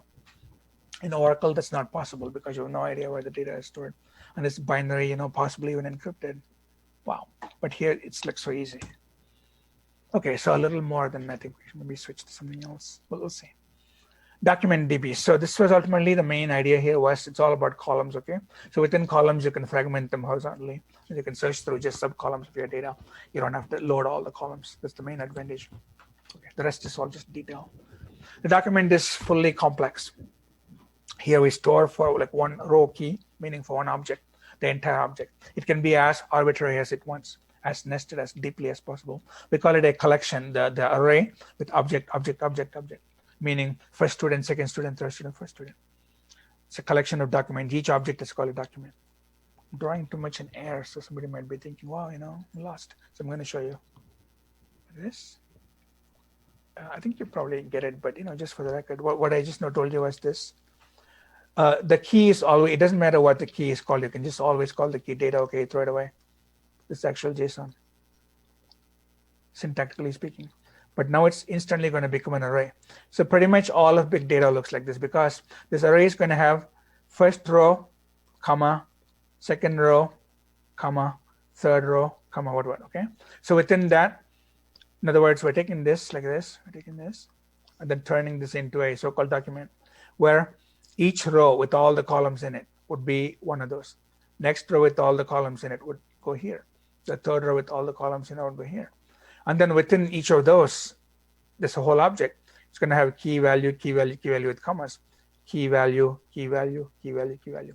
Meaning I take one row of data and I turn that into one object. Second row, second object. Third row, third object. But objects need to be all separated by commas because I want an array. So the whole table is an array. I can call the whole table data. That's pretty much it. Some kind of question. Can you draw on a white background? Oh, I see. Oh my God. Okay, so sorry about that. Okay, I will definitely do it on a white background. Yeah, good idea. I'll actually go to in fact, let's actually use the LC. Okay, for now I'll get rid of it. Oops, sorry. Yeah, we can definitely do that. Let's go here and possibly pick, for now I'll do it. Probably even capture this background right on purple. Some solid color would be good, right? For now, we'll just write on this over and over. Okay. Partly, by the way, what I'm hampered by, and it's not anybody's fault, okay, it's holidays. Like when I do this on my own, I have no chat window on the side. I also don't have this thing. I don't know if you guys can see it. There's a drop down that is constantly happening. There's the whole Zoom drop down. It is crazy. I'm not able to permanently put it up. See, it went up. That's why you see me dragging this once in a while, because it goes too high and I'm not able to switch tabs. It's kind of weird. Some screen estate is being wasted. Okay. All right. So in here, just one more time. It was a pretty simple idea, but here it is. Okay.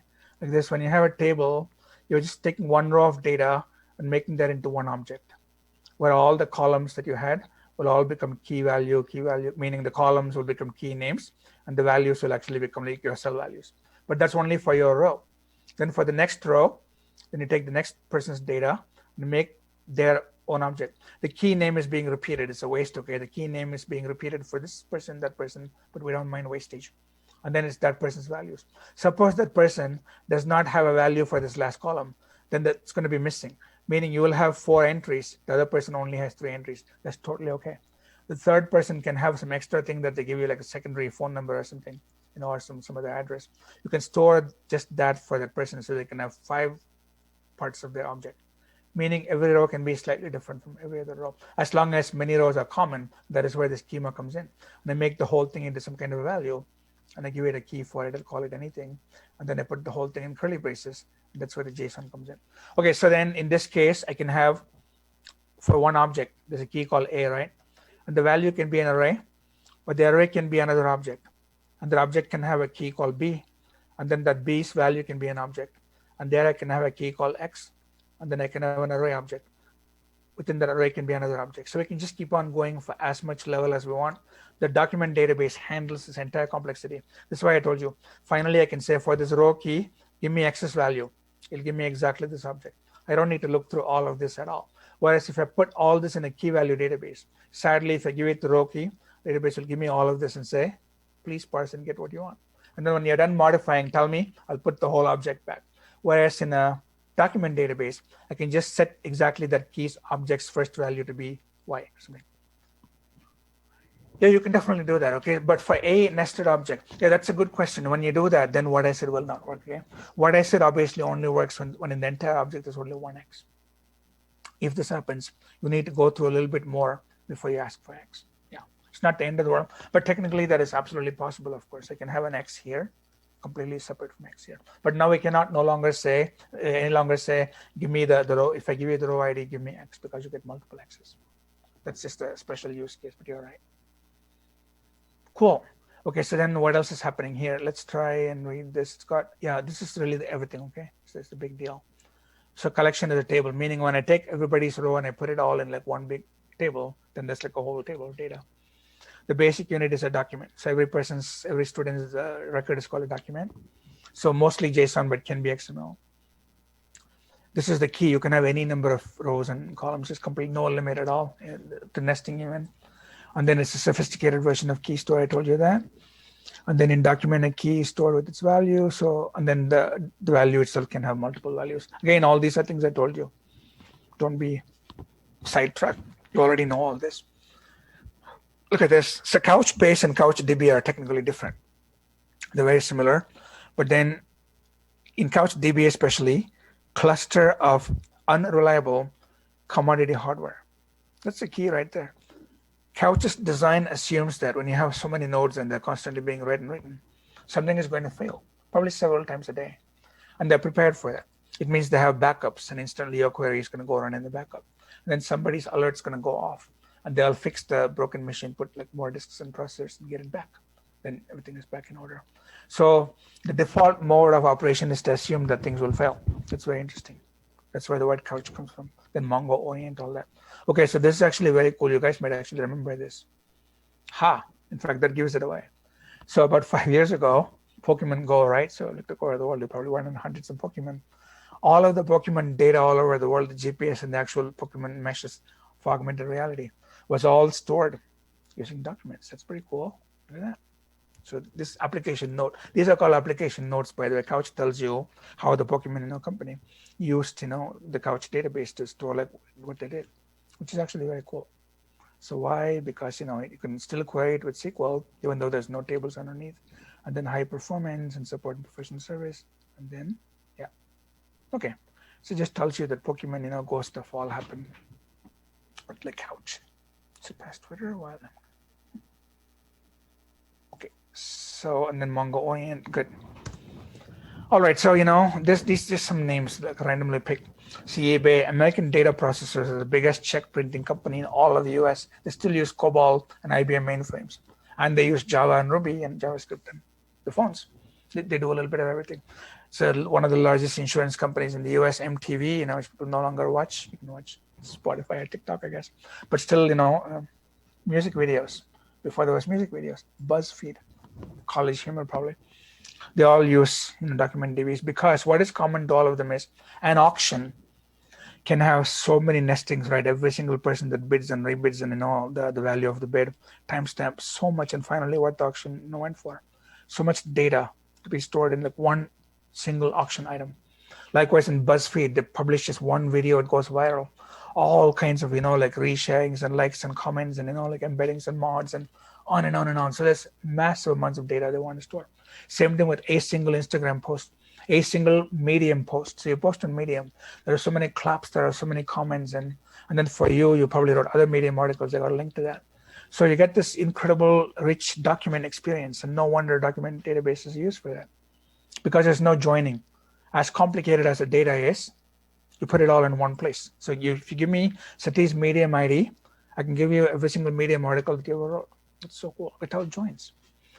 And the reason why is this, because if the whole Medium platform has 10 million articles, imagine they're all one below each other. There's no way somebody can search through them in 1 second and say, here, I pulled out all the articles about JavaScript. It's just not going to happen. Instead, if I break them up into 1 million pieces, there's somewhere 10 million. And I have 10 different machines and I put 1 million, 1 million, 1 million, but now 10 machines. I run the query on all the 10 machines at the same time. Find me all the JavaScript articles. That whole query is going to run 10 times faster because they're all running in parallel. If I have 100 machines and in each machine I put only 100,000 posts, then it's going to run literally like 100,000 times faster. How many machines I have, that's basically roughly how much the speed up is. You got to spend a little time combining the operations, okay, the results, but that is trivial compared to your main searching through documents. Just think of that, okay? So therefore, this is almost like, pretty much like, unlimited parallelism, super linear parallel like that. It's a little bit dip, Amdahl's law, right? Because you still have to spend some time, in other words, it doesn't scale exactly with the number of processes you add, but almost it does. Wow, that's as good as it gets in the world. Okay, so a document, again, like a Medium blog post, okay? Okay, so I write some Medium post about Angular programming or something. Then this is me, first of all. And so then I have, these are objects, these are all objects. The document is going to be for one person, curly brace, all this data. So what do you store? Okay, there might be a key called user, and then the value might be a key called name and my actual name city, and a key called email, my actual email address. Then there can be a key called category, and again, it's an object with a key called name, and what category is this blog post in? Maybe one main category, okay? But then, so it's URL for that. But tags, I can tag the blog post that I wrote and put many, many tags. So maybe there can be an array of them. So the main article can have an array of tags. And for each tag, the name of the tag and maybe some kind of link to the actual article with that tag. But this is the key though, the main thing. So what do you want for the article? You want the actual article's main text. This is the reason why people read the article. But you can have other things for the article. And then comments, right? So again, comments, this can be a whole array of them because many people comment. And comments can have other comments. That is why this can be nested. So you see the real use for something like this, okay? It's all indexed by the user. So you give me my name, I'll give you a whole array of these documents, and each document is one post that I made. And again, there you go, the article, and then the comment array, tag array. Categories can also be an array, right? Like the article that I write about Angular, I can call it front end, I can call it open source framework, I can call it, whatever, right? All that is still an array of categories. So cool. All right, so then this is a good example of what you would store as BSON because you want to save disk space. All right. Yeah, so then everything can be different per document. Maybe for some other article, there's no tags. The author decided not to tag anything. Just leave it blank. You don't need the whole tag thing at all.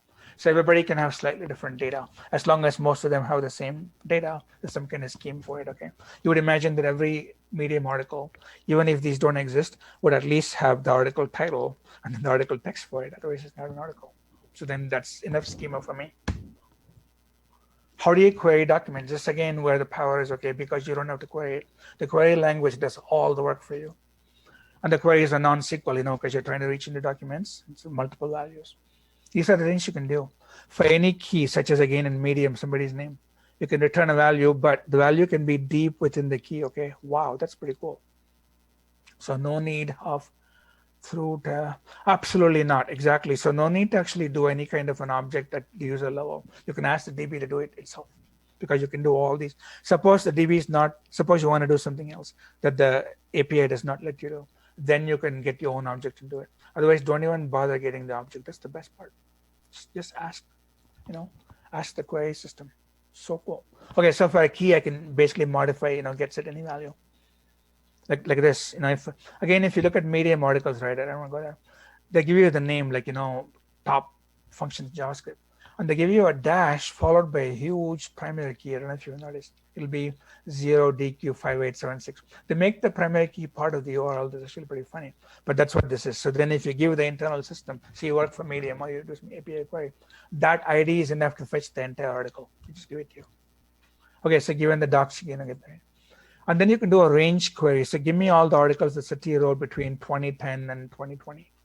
That's so cool. Again, you can do the between command. Geospatial. So, if you store the coordinates for where the user's comments are coming from, give me all the user's comments, but only from Europe. I can do a geospatial, like a fence. I can do a little, bounding box. And then restrict my answers only to geospatial data. Look how cool this is, okay? Yeah. And then text queries, I can search on entire text on Medium. This is like wild, okay? Give me every single Medium article that mentions the word normalization. Probably get tens of thousands, but it'll give it to you. And then you can do, say, normalization and database, or DB, stuff like that. You can do Booleans and then make these queries even more powerful. Full text search, full text search. And then you can do column operations, the same thing you can do in SQL. Imagine that your documents, again, have some kind of a, column value, some numerical value. I can say how many of those exist or give me the average of those. Wow. I can store all student data in, Mongo and actually make a GPA, like average column. And then this is the parallel part of it I told you. So say I want to go through Medium and I find every single article. I don't need to go through 1 million linearly. I can partition it, right? But the partitioning, who is going to do it? We don't have to do it. Even that's automatically available as a built-in command. Oh my God, that is too much. You just have to say how many parallel versions you want. If it is possible, it'll put it on so many parallel fragments. This is unbelievable. The build map reduce into the query. So it's going to look like this, okay? Again, I'm skipping like a lot of things. This is how you make a whole table in the first place. It's called collection because you're creating a collection of documents. And what do you mean by a document? Like one blog post, like right here, okay? So that editor modified, and this is the main thing that you write. 5,000 words, okay? Then categories, I want my blog to be in all these categories. Maybe tags, I can put a bunch of tags. And then how do you insert that right here? This is what I'm going to give you a homework for. This is going to be so much fun. Make your own data like that and then insert it, okay? Dot insert literally. And this looks like JSON, right? Key value. It's super cool. There's so much like SQL, but it's not SQL. Because in SQL, you would mention column names, right? And then column values for it. But here we can scramble them in any order you want. And if these are defaults, you don't even need to name like all of them. It's wild. But then the biggest reason, so then you do hundreds of these, okay? Or millions of them. But this is the big reason why you would do all this in the first place. Do it fast. Okay, what is fast? Find me all the articles that have this list of categories I'm going to name. Go. It's going to do this in Paddle, okay, automatically. And then, or just the title. Find me everybody with the word Mongo in it. That's a great question. So many of the document vendors pretty much support the same API, but there are small surprise differences. That's the truth. But overall, they all basically copy each other. So if you do something pretty cool, it won't last for more than 1 or 2 releases because somebody else is going to take it. But that's a good question. This is the crazy part I told you. Go somewhere deep in the database and find me, just like one row ID. Remember this, like all objects. For somebody, it's going to say .a is 1 somewhere deep inside. Find me all of those. Okay, that's ridiculously wonderful. True, this is all true. Yes, yeah, exactly. That is, yeah. Because, they have a service level agreement with people like Uber, who are the customers. To tell Uber, if the availability for Uber customers goes below this, then Amazon refunds Uber like many millions of dollars per year, basically. Amazon would lose money if they go below this level. So then they hire people like you guys. So I know some USC students who actually work in the so-called cloud operations. It's fancy. It's also not fancy. One of the things you got to agree is basically be available really 24/7 to be woken up. At the middle of the night, your phone can go off and say you need to go, to the office. Yeah, it's basically 24/7 on call. You need to go in the server room and fix something right now. And if you agree, you would actually get the job. It's not that you do it every night, it's probably never going to happen. But that is how they can make sure that people are ready, okay? It's ultimately done by humans. It's very interesting. All right, so then you can just reach and search. Or you can do stuff like this, okay? Give me some arbitrary key value and find all of those that match that, okay? Like what are all the things that are tagged exactly with 2 categories? So this would fail. That's nuts, right? Wow. And then this is even more, this is the craziest of all. They don't give you a raw JavaScript eval operation where supposing you have a query that is not satisfied by any of these things I named, you can write your own JavaScript, okay? It goes through like the whole document database and does anything the F it wants. Anything the F. This is incredibly dangerous because you can basically delete every single key value pair. Hopefully, the eval has a filter where they're not going to let you do that. But it is actually a raw eval operation where you name a function and then it's going to execute your function, right? It's ridiculous. Yes. And then the MapReduce. So then, this is all like built-in MapReduce, okay? But you can have your own MapReduce. You can say .MapReduce. I'll give you the mapping function. This is the function that I didn't name that I want you to run on every single blog post and parallelize it as much as possible. And after all those parallel copies finish running, this is how I want you to combine all of them. Here's my function definition. So provide your own function definition for parallelism, for combining, mapping, reducing. Wow. This is neat. Okay, then the other things. But remember that, okay? I can supply my own MapReduce functions to run in parallel. Or I can supply my own eval function also, to run in parallel. But you don't have control over MapReduce. These are crazy things that just come with the database for free. We have covered like way more ground than I imagined, but also not way more ground, but it's okay. I want to keep going till about 8 o'clock, then we take a break, okay? Okay. So, this is actually cool. Look at this. In case, these were all just words you had heard in the past, right? You quite didn't know too much about it. All of a sudden, within the space of like a couple of hours, you know like so much. So JSON is at the heart of everything, really. And then you can trivially convert tables to JSON, then throw tables away, unless you want to keep it for specific reasons. You still can. Polyglot. And then XML can still be used, but slowly we're converting XML to JSON. And then in the end, there's really 4 types. You need to actually think how to convert between objects and tables. Well, yeah, if your actual object still uses data structures that are higher than this, then you can take what those queries give you and make your own object in Python, JavaScript, and whatnot, and then do your cool operations and go back the other way, okay? So you can still do object relational mapping, object-object mapping between your application objects and these JSON objects. You don't have to only work with raw JSON, is what I'm saying. JSON is so easily parsable. So get what you want, put it in your application, parse it, modify some values, and then write it back. Okay. So just to recap, that's all I'm doing. Let's go to A. Okay. So then, oops. Interesting. Okay. So that's polyglot, and then key value was a full JSON, but very simple values, because you can then get blobs and parse them yourself. So Dynamo and Redis, stuff like that. Cassandra. And then I talked about these column stuff, here, where you have columns grouped together, but then they can have a name eventually. Then you call it a column family. Index by rows. You need row IDs after all. So do that, and then combine a bunch of those column families and give them a name. Then you call it a super column family. All right. So then I talked about how you can get tweets this way. It's a 2-level lookup. So if there's one thing you get from column family, it's that you're using like 2 different levels of indirection, because then you can query at any level you want. That is the idea. You can go down to just somebody's last name if you want, or you can say, give me all the musician data, or give me all the instrument data. Just get all the columns. All right. And then I talked about some commands, and then there's the timestamping idea for columns, which is useful. And then this all looks so much like SQL, but what you get back is JSON, which is surprisingly delightful. And then documents, again, documents can be deeply nested.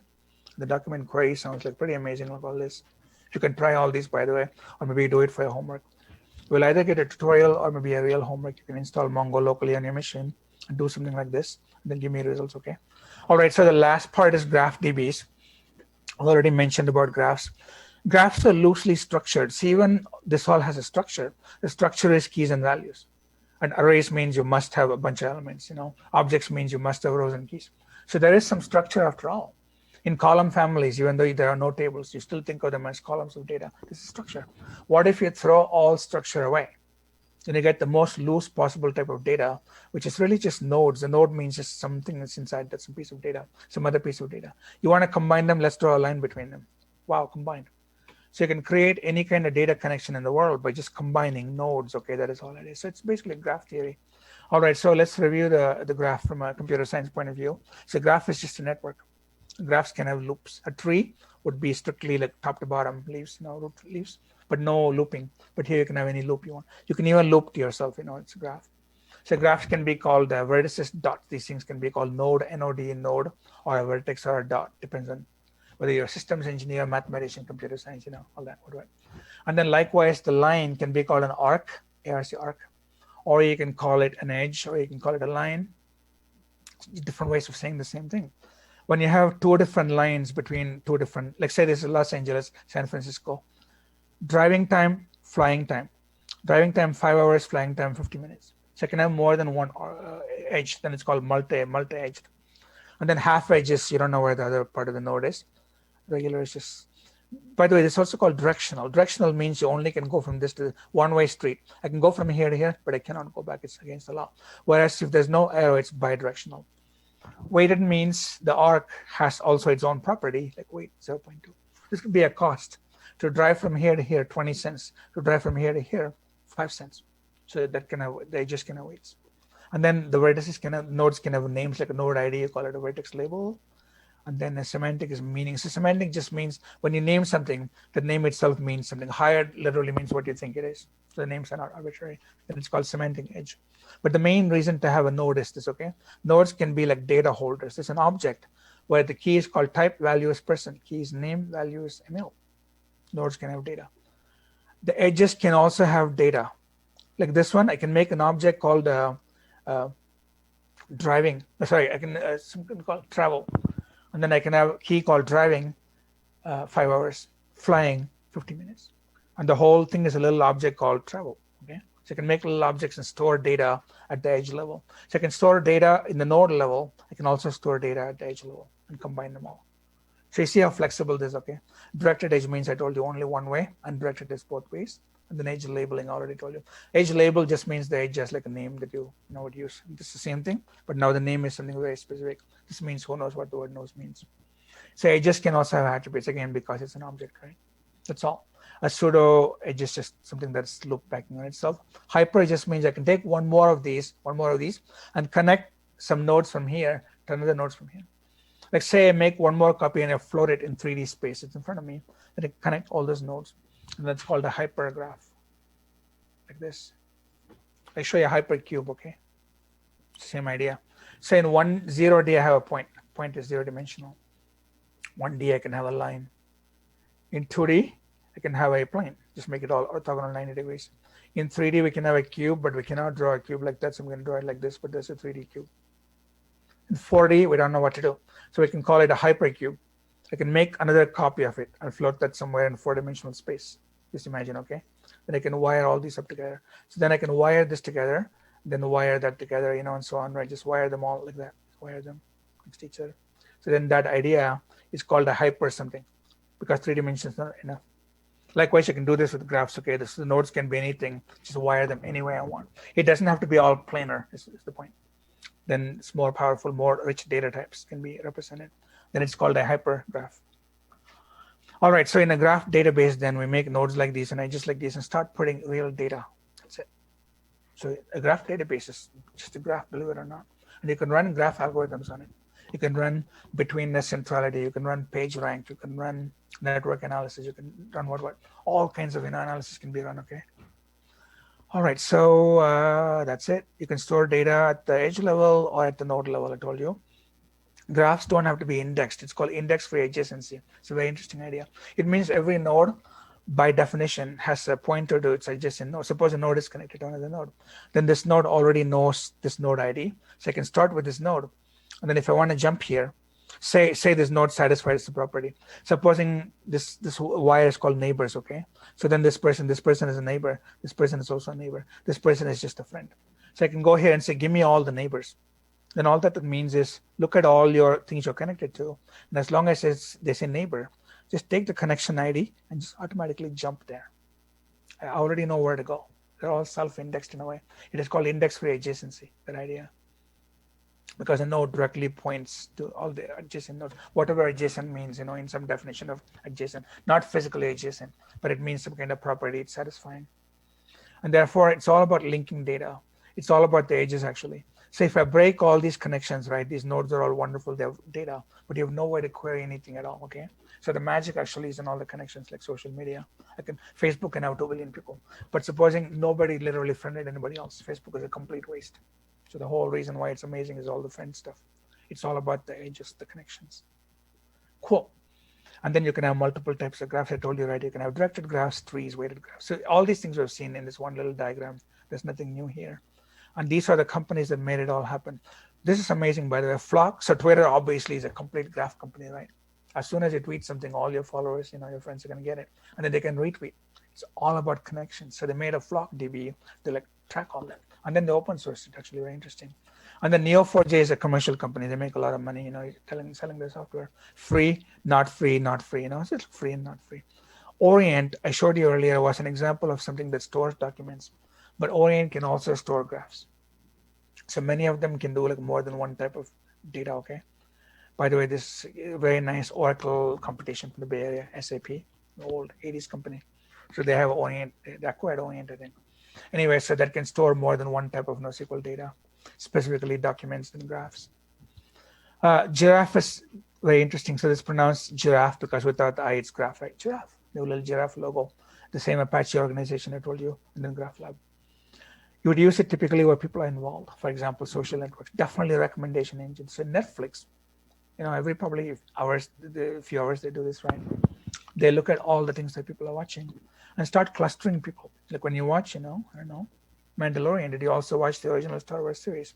So they start to form all these associations. Yeah, all of the next upcoming bunch of classes, bunch of lectures are all about data mining and machine learning. Absolutely. So yeah, they're all, ultimately graphs is the point for now, okay? But you're right.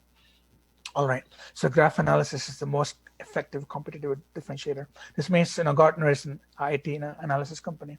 So what they're saying is, in the future, everything is going to be graph driven. So not the other document and other types. So everybody should go to graphs. Few more graphs, okay, before we break. Supposing nodes contain people's names and also groups' names. This is classically Facebook, right? Say I belong to a watercolor group. So this is me. This is also somebody else. Both of us belong to that group. He's a member. That is called he's a member. So then you can go to me, and then you can ask a question. Am I a member of watercolor group? All that I have to do is find if the edge exists or not. Or you can say, go to me and look at all my edges and give me all the values that say label is member. That means find all the groups that I belong to. Yeah, GraphQL, yes and no. GraphQL is very similar, but used for other purposes. For now, I'm going to say no. Okay, we'll come back to that. But yeah, overall, roughly, yes. You could flip this. You can say, give me all the people that belong to the watercolor group. Then the arc is going backwards, meaning they store the same data twice. They store it on the person or they store it on the group. They're two different types, okay? One is the invert of the other. This one says inverse of the other. This one says belongs. This one says is belonged by, meaning members. But people can be related other ways as well. Like I know you, hopefully you also know me back, right? I love you, hopefully you love me back. Otherwise we've got some weird triangle going on. So then those are bidirectional relationships, but that is what you would use to jump from node to node, meaning you automatically don't go to the next node that you're connected to. It depends on what the query asks you to do. Tell me all the people the city knows, like tell me all city's friends. Then this should not be in the answer because it's not a friend, or obviously. So that is how Facebook would work. Just store like so many connections. As an example, the movie database at IMDb, TMDB, they have these kinds of relationships for you guys. You can download all this data and have so much fun with Hollywood. Do this. So if Kevin Bacon stored in Queen's Logic, and say who else stored in Queen's Logic, then you go outwards and look for all the arcs that end in stored in. Then you can call them like co-actors, that all act in the same movie. Like for example, Tom Waits and Kevin Bacon. And then you can find other relationship between them. Maybe the same director directed both of them. Then you can make one more arc. So you can take any kind of data that exists in the world and look for all these beautiful connections and connect them. Like Wikipedia, for example. So Wikipedia is just nothing but a massive bunch of links. The links are as important as the actual information in it. Cool. So all these things I told you. Okay, so then this is when you can understand what happens to a table, okay? Suppose you have a table that has a bridge entity like this. So a table has a list of employees, a list of projects that they, departments, I guess. Departments or projects? It's projects. Okay, it doesn't matter, right? Something. I think I'm going to call it a project. A bunch of projects. Projects have IDs, project IDs. Employees also have base level employee IDs. This bridge table records what employees work on what project. In this case, specifically, Alice is working on all three. That's what you would do in a classic relational database, meaning this is separate table, separate table. I have to make the bridge. The bridge is obviously going to have repetition, but it's okay. We have to put it somewhere. Graph database comes and says, no need for the bridge at all. Just directly connect. Make an arc called belongs to. I guess they're departments after all. Okay, so nodes can have a node type, okay? Like this node type is a person, person. This node type is a department. So if a person is hired by more than one department, have an arc called belongs to, and just directly wire them. No need for a bridge at all. Because the bridge's purpose is simply to say who is working on what. You want to know who is working on what? I'll go to every person, looks at all the belongs to, and go there, then I know who they're working for. It's very crazy that it's that simple, but it is that simple, okay? All right, so just think about that. Each row in the table becomes a node, okay? So start by saying like Alice is a person becomes a node. And in the department table, every single department was like a row of table, but now it becomes a node. Then you directly wire nodes together instead of a bridge. There's no more bridge anymore. The wire becomes the bridge. Easy, right? Okay, so then the ER diagram is pretty classic. The one thing that I showed you was like right here, that right there. But we need like an entity because you need to connect the two together somehow. And then in here, if you had like what looks like an ER diagram for a graph, directly have the word belongs to. It's pretty funny actually.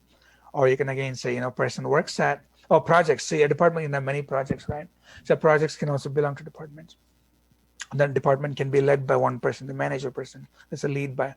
So what this means is, for a department, there's going to be only one wire called led by, and then it'll point to one person. Because this is a schema diagram. Remember this ER diagram. In real world, when you have an actual graph like this, each of these would mean like 10,000 different little circles, right? Like person A, person B, and what. Likewise, 100 projects another company is working on. So each will become 100 circles. And maybe there are 20 departments, so 20 of them. So the question is who is going to belong to what? In a graph, just directly start wiring them. You need to count. So cardinality would actually be, you start with the department and see how many ends will belongs to. That's the cardinality. And you can set limits on them, by the way. You can even say after it reaches a certain limit, you can only have 100 employees in this department. Then the 101st employees, the system won't let you. So you have to do all of what you can do in relational databases, but it's some extra code and logic, okay? All right. So just this little example is enough to have you think that. You can go to your homework too, for example, right? And then just change all of those tables into graphs. It's totally possible. Okay. So then how do you query this? Okay, so maybe we'll stop with this. In classic SQL, you'd have to do stuff like that. Okay, so suppose you say, who are all the people that work for the IT department? Remember I told you one department is IT, right? IT. Say this is IT right there. So Alice belongs to IT. Somebody else also belongs to IT. You know what? How do you know that? In SQL, you have to join them, right? Because they're different tables. And here's what you do. So you join the person table because person's ID must match the person department ID. This is a bridge table. And then you got to join with the actual department.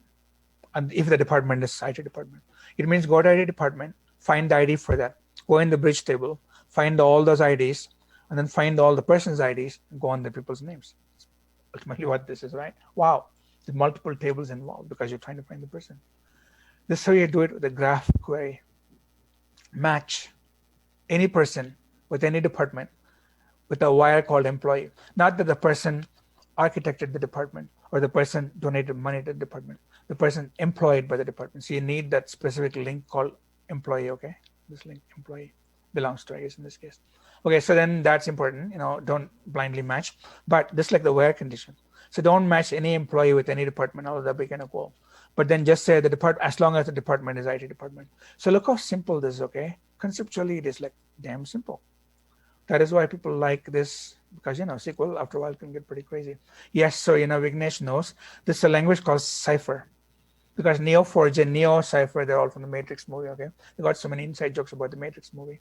So Cypher and Neo, this language is actually called Cypher. But I will tell you something even better than Cypher. Okay, first of all, a few alternatives. You can do this. You can do this in Java, in SQL. So say you have a good old JDBC. Okay, you can log on to your database and send either SQL to that, or amazingly, you can send this new Cypher command as if it's a string, and then the state runs as usual, just like JDBC would run, and come back with a result set. Okay, and then just go through your Java loop. You'll get the answer. All the people that work for IT, meaning this string is just as good as the string. So the system would run both of them. In fact, the system would run a third one. I should at least mention it, you guys. It's right here, and then maybe we'll stop. Okay, the problem with Cypher, this language, is it's wonderful. But if you go and switch to a different competing company and they use something else, so this Cypher, suppose somebody else has installed OINDB, right? OINDB will not run the Cypher command. Say they have the same database or the same employees, but now your command would fail. It is like not having SQL, okay? Yeah, compatibility. So there's an informal version of SQL, which nobody has approved yet, but every single DB vendor, graph DB vendor supports it. It is called Tinkerpop. Wow, that's the language. And the character that goes with it is called Gremlin. It's almost like the system, the operating system and the language, okay? But the language is Tinkerpop. It's a very, very, very, very cool little functional programming thing. I want to show you and then we'll stop right there. It is amusing. I have a homework actually, sometimes I give it to people. If I don't give you a Mongo homework, your homework actually might be a Tinkerpop homework. Meaning you install this as a little jar file, you get it, click on it, get a little shell, start doing Tinkerpop. You can define a whole graph with all the nodes and arcs, and even better, query it. It looks like so simple, like this. Supposing you already have a graph, okay? This character is a Gremlin character. The graph already has Gremlin's friends, okay? And then friends have other friends, like friends of friends. You just want to know who are Gremlin's friends of friends. So you want to do a two-level lookup. First, you want to get all the friends, and then for all of them, do one more time. Look how simple it is in like Tinkerpop. So G is the whole graph, and V is every single vertex. So start with this graph and give me all the vertices. That's G.V already. And then for every vertex, they have a name parameter. So then get me the name parameter. But only give me the parameter for the name Gremlin. It means get me Gremlin vertex. So already we got Gremlin from the graph right there. Gremlin.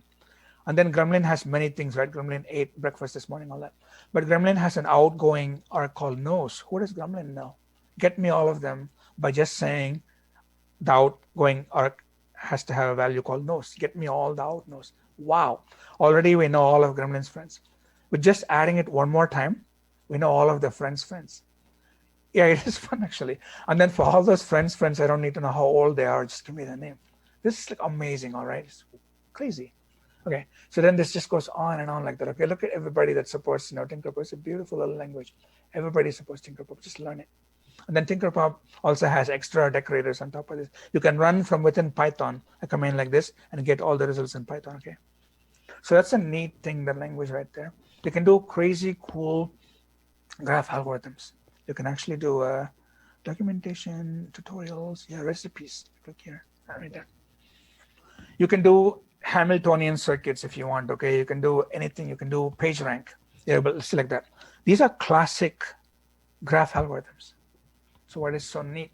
Yeah, exactly. So that is the beauty of Tinkerpop, right? So any operation will give you a graph back. That is the exact reason why you can chain them. Okay, that is betweenness centrality is just that much. This all there is to betweenness centrality. Beautiful. This all just data. You're just starting a whole graph, just make the graph and run betweenness centrality. Wow. So if you have fun, if you have time, run through all of these and go, wow, I did not know this so-called shortest path. You can just run a shortest path algorithm right there. Right there. And you will see it work. Okay, so that graph is like right there. You can actually see that it's working. Anyway, so this is a neat little language. And maybe it's a time for a break, huh? Let's look. All right, so how to get started and then use case. Yeah, maybe last thing is the use case. So where do you want to use something like that? Nice. You can actually look at mathematicians and mathematics. So mathematics happens in specific parts of the world, right? Europe, in Africa, India, China, what. And also it's heavily people influenced. Mathematicians are friends, they're pretty highly selective mathematician friends. So what if you analyze mathematics, by knowing all those, friends and where they are, and start making like graphs of them. That's what this is. Okay, like who wrote papers with whom, who's advisor, and who started like a certain branch. You can trace all of mathematics. Okay. And then, so in this paper, they literally use, Gremlin Tinkerpop for that. How cool is that? So, analysis of math data. Likewise, you can do this for any field in the world, okay? And just know clusters. And finally, you can plot it all. And you can have this picture of how math actually evolved. So you can read this afterwards, okay? But that kind of analysis is possible with something like that. Let's look at that. Wow. So countries, you see pretty heavy links between them and heavy links between certain disciplines. If you want to make a name for yourself, you will pick this discipline right here, that discipline right here, find some link between them, start writing papers, okay? That is how you become part of history. Anyway, so that is a very neat little application of mathematics analysis. And then, last but not least, ooh, look at that. So that is exactly what goes with the paper, okay?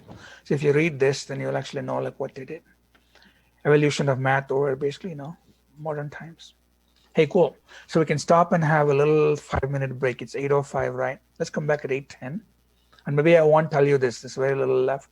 We'll see. Maybe I'll ask you questions, okay? So let's come back in 5 minutes, you guys. Little break. Stop share. Okay. I'm going to leave. Yay. Welcome back. Sorry, I had some issues connecting. Zoom won't let me in. Let me in, gosh darn it. Okay, so I'm going to put up the chat. One small thing that I did not show you, this is actually fun. Fun in the sense it's useful. Is this a different source of smaller JSON data? So I showed you some bigger JSON data, right? Also for discussion, I really can only ask you, one of these three. So I'm probably going to ask you that, okay? But then we'll see. Meanwhile, what is a tuple store? So not go there. Early on, wait, wow. Oh, it's an all mode, okay. So early on though, we want like that. I talked about JSON examples, but the example that I did not show you was this. Go here, publicapis.org. So these APIs are like little microservice calls, okay? They do one thing, but then here there's a whole collection of them. So every time you say random, you'll get a little JSON back, okay? This is something about, finding like a local business. But the best part is this. Every time you refresh the page, you'll get some little sample data, the JSON data. So you can use this to learn some extra JSON if you want. It's much simpler, okay? All right, so then we'll leave that aside. There's only so little to tell you, so I'm highly tempted to, just keep going just because then we'll be fully finished with this. But let me ask you only one question really, because, then you can talk. We already mentioned this, but very briefly, this is the easy answer. So where did NoSQL come from? Like what was the reason? Why was it almost inevitable? Right, exactly, scalability. Sure. So how else would you answer it? That's definitely the right answer. Like what is scalability itself, where did the need come from? Like everything from There was something else underneath that made it necessary to scale so much. Like what caused scalability? Basically, it's basically like the information. One more level. Like where did scalability come from? Information so explosion. When, the lateral thinking, comes from. So you guys are thinking very technically. I'm not trying to stump you at all. So Yash is also correct. Yeah, you're all correct. But what is the source for all that, though? Yeah, right, exactly. So the internet, right? Really, the population growth, not so much Aryaman, because that is true. That's definitely true. But the internet was the one that changed everything, really. Because until then, people minded their own business, okay? If you look at graphs that go back during the 90s, data at the time grew pretty linearly. There was no big deal, right? When the internet came along, it just literally went exponential. So that is the thing that caused all these other things. Okay, anyway, that's easy. So the BNF for JSON, you already know that, right? We entered json.org, and then you saw the diagram. That's the BNF diagram. That's pretty simple. But then the third thing, let me ask you, that's more useful.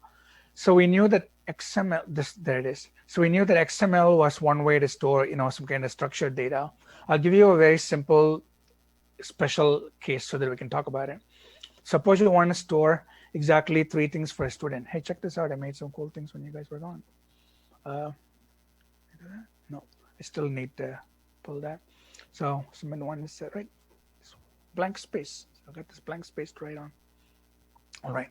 So suppose you want to only store exactly 3 things about a student. You want to store the student's ID for sure. You always want the ID. Then you also want the student's name. And then you simply just one name, first name. Then you only just want the GPA. You already know that you can do this per student, okay? You can easily do this with XML, right? You can say ID and then whatever ID for the student, what. Then you can do /ID. And because it's XML, there's no comma, you can keep going. You can do a name. You can also do a GPA. Okay, that's not what I'm asking. Likewise, we can easily do JSON as well, where you can have a key called ID, and you can have the actual ID, comma, you can have a key called name, and the name is a string, so you need to do the double quotes, a single quotes and closing, comma, and finally you can have a GPA string, but the value is like a decimal, so you can have 4.99. Okay, this is very cool, just per student. What else can you do? How else can you represent? Not this, not this. What is the third way? In fact, tell me 2 more ways. Very nice, comma separated value, okay? So in CSV, you go back to having like word lookup table, okay? What would it look like in YAML? Can you tell me what the YAML version is? So in CSV, you would actually have 1 column at the top. It's gonna be ID, comma, name, comma, GPA, okay? That's why it's called comma separated value. So for the first student, their ID, comma, their name, comma, their GPA. It's gonna be just almost like a table, really, if you had a table data. That's what CSV is. But suppose you don't do a markup language. Suppose I don't tell you, ML. Then, yeah, right. Tell me a little more. Okay, so you're not allowed to use markup tags like that, so no JSON, no CSV either. ID colon value, but specifically how though? So you write the word ID, right? And then the value. Would there be a comma or not? Like the next one would be like name colon, I'm guessing, right? So name colon, their name, the student's name, and then GPA colon GPA name. Then what happens to the next student? Is there like a blank line? Should it keep going? Because I don't use YAML. Suppose this is one student's data. Suppose the ID was 4, the name was G, and the GPA was 3, okay? Then what about the next student? Would it go right underneath? Can you answer me? Is it going to go like that or what? Say it's ASCII, okay? It doesn't matter binary. The question is, are we doing it like that? Count by a number of columns, sure. So you have 3 columns, sure. Okay, then the name was, for example, H, and say that the GPA was 4. So it's always in steps of 3 like that, right?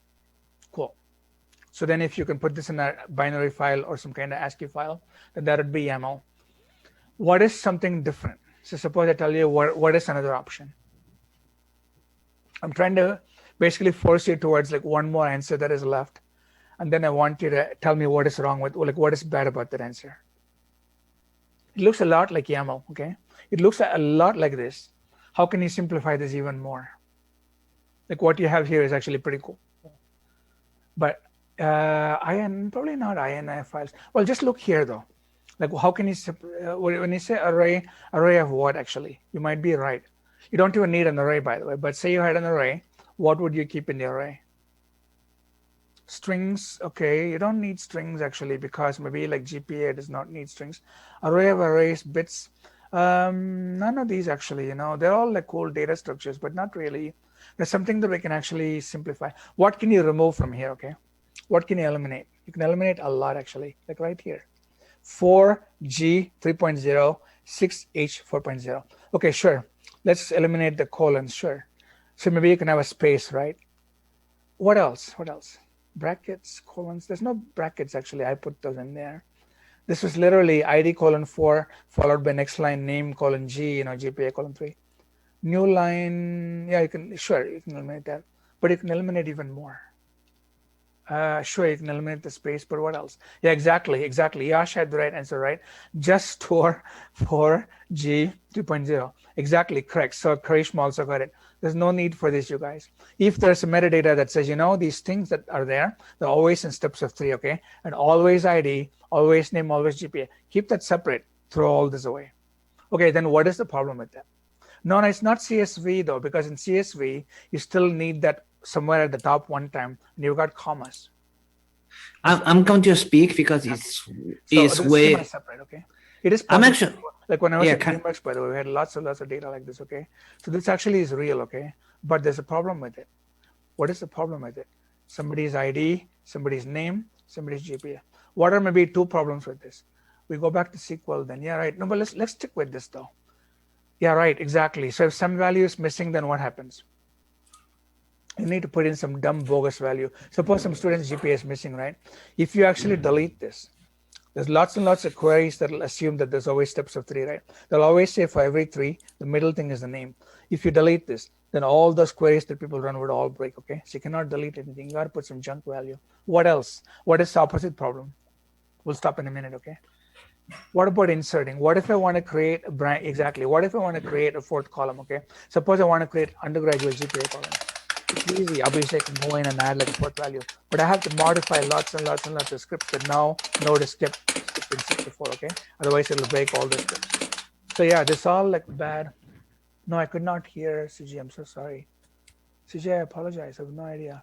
Why is this approach bad? Yeah, the approach is bad for 2 reasons we named, right? One is if you insert extra data, you got to insert them everywhere and then change all the scripts that were written prior. Conversely, if somebody's data was missing, you have to put in some bogus value because you're not allowed to leave that column blank. Yeah. So this is raw data, exactly. So there's pure raw data. And so, yeah, it does not come with a schema, and those are all the problems. So you can already imagine, compared to this is a lot nicer. This is also a lot nicer. Even this is a lot nicer, actually. Okay, so think about that. Sure. CG, you're right. Sorry. Good. Okay, so then this is very nice in terms of being very simple, but it's also highly problematic, okay? All right, so we should stop. When we come back next time, we can easily catch up. No worries at all. We'll do a little bit of what is left with the graph databases and then do some MapReduce algorithms, and we'll do data mining, okay? Cool. So enjoy your new homework. It's a lot of fun. Post school pictures in Piazza, post Q&A on Piazza. See you next week. You're welcome. Bye, Yash. Vignesh. Have a good night. I'm a little confused on how to. Ichan, Arthur. Call you Arthur. Nathan, welcome. Malaki. Srirag. I should out Malaki. Malaki is in all my 3 classes that I teach, by the way. It's pretty amazing. Garima, Akash, Surabhi, Christian. Cool. Take care, you guys. Yeah, I'm not hearing anybody. That is actually true. Confused on step 5. If you post on Piazza, Kevin, I'll definitely answer you, okay? Yeah. Malaki, I'm proud of you. You survived 15 assignments. Oh my God.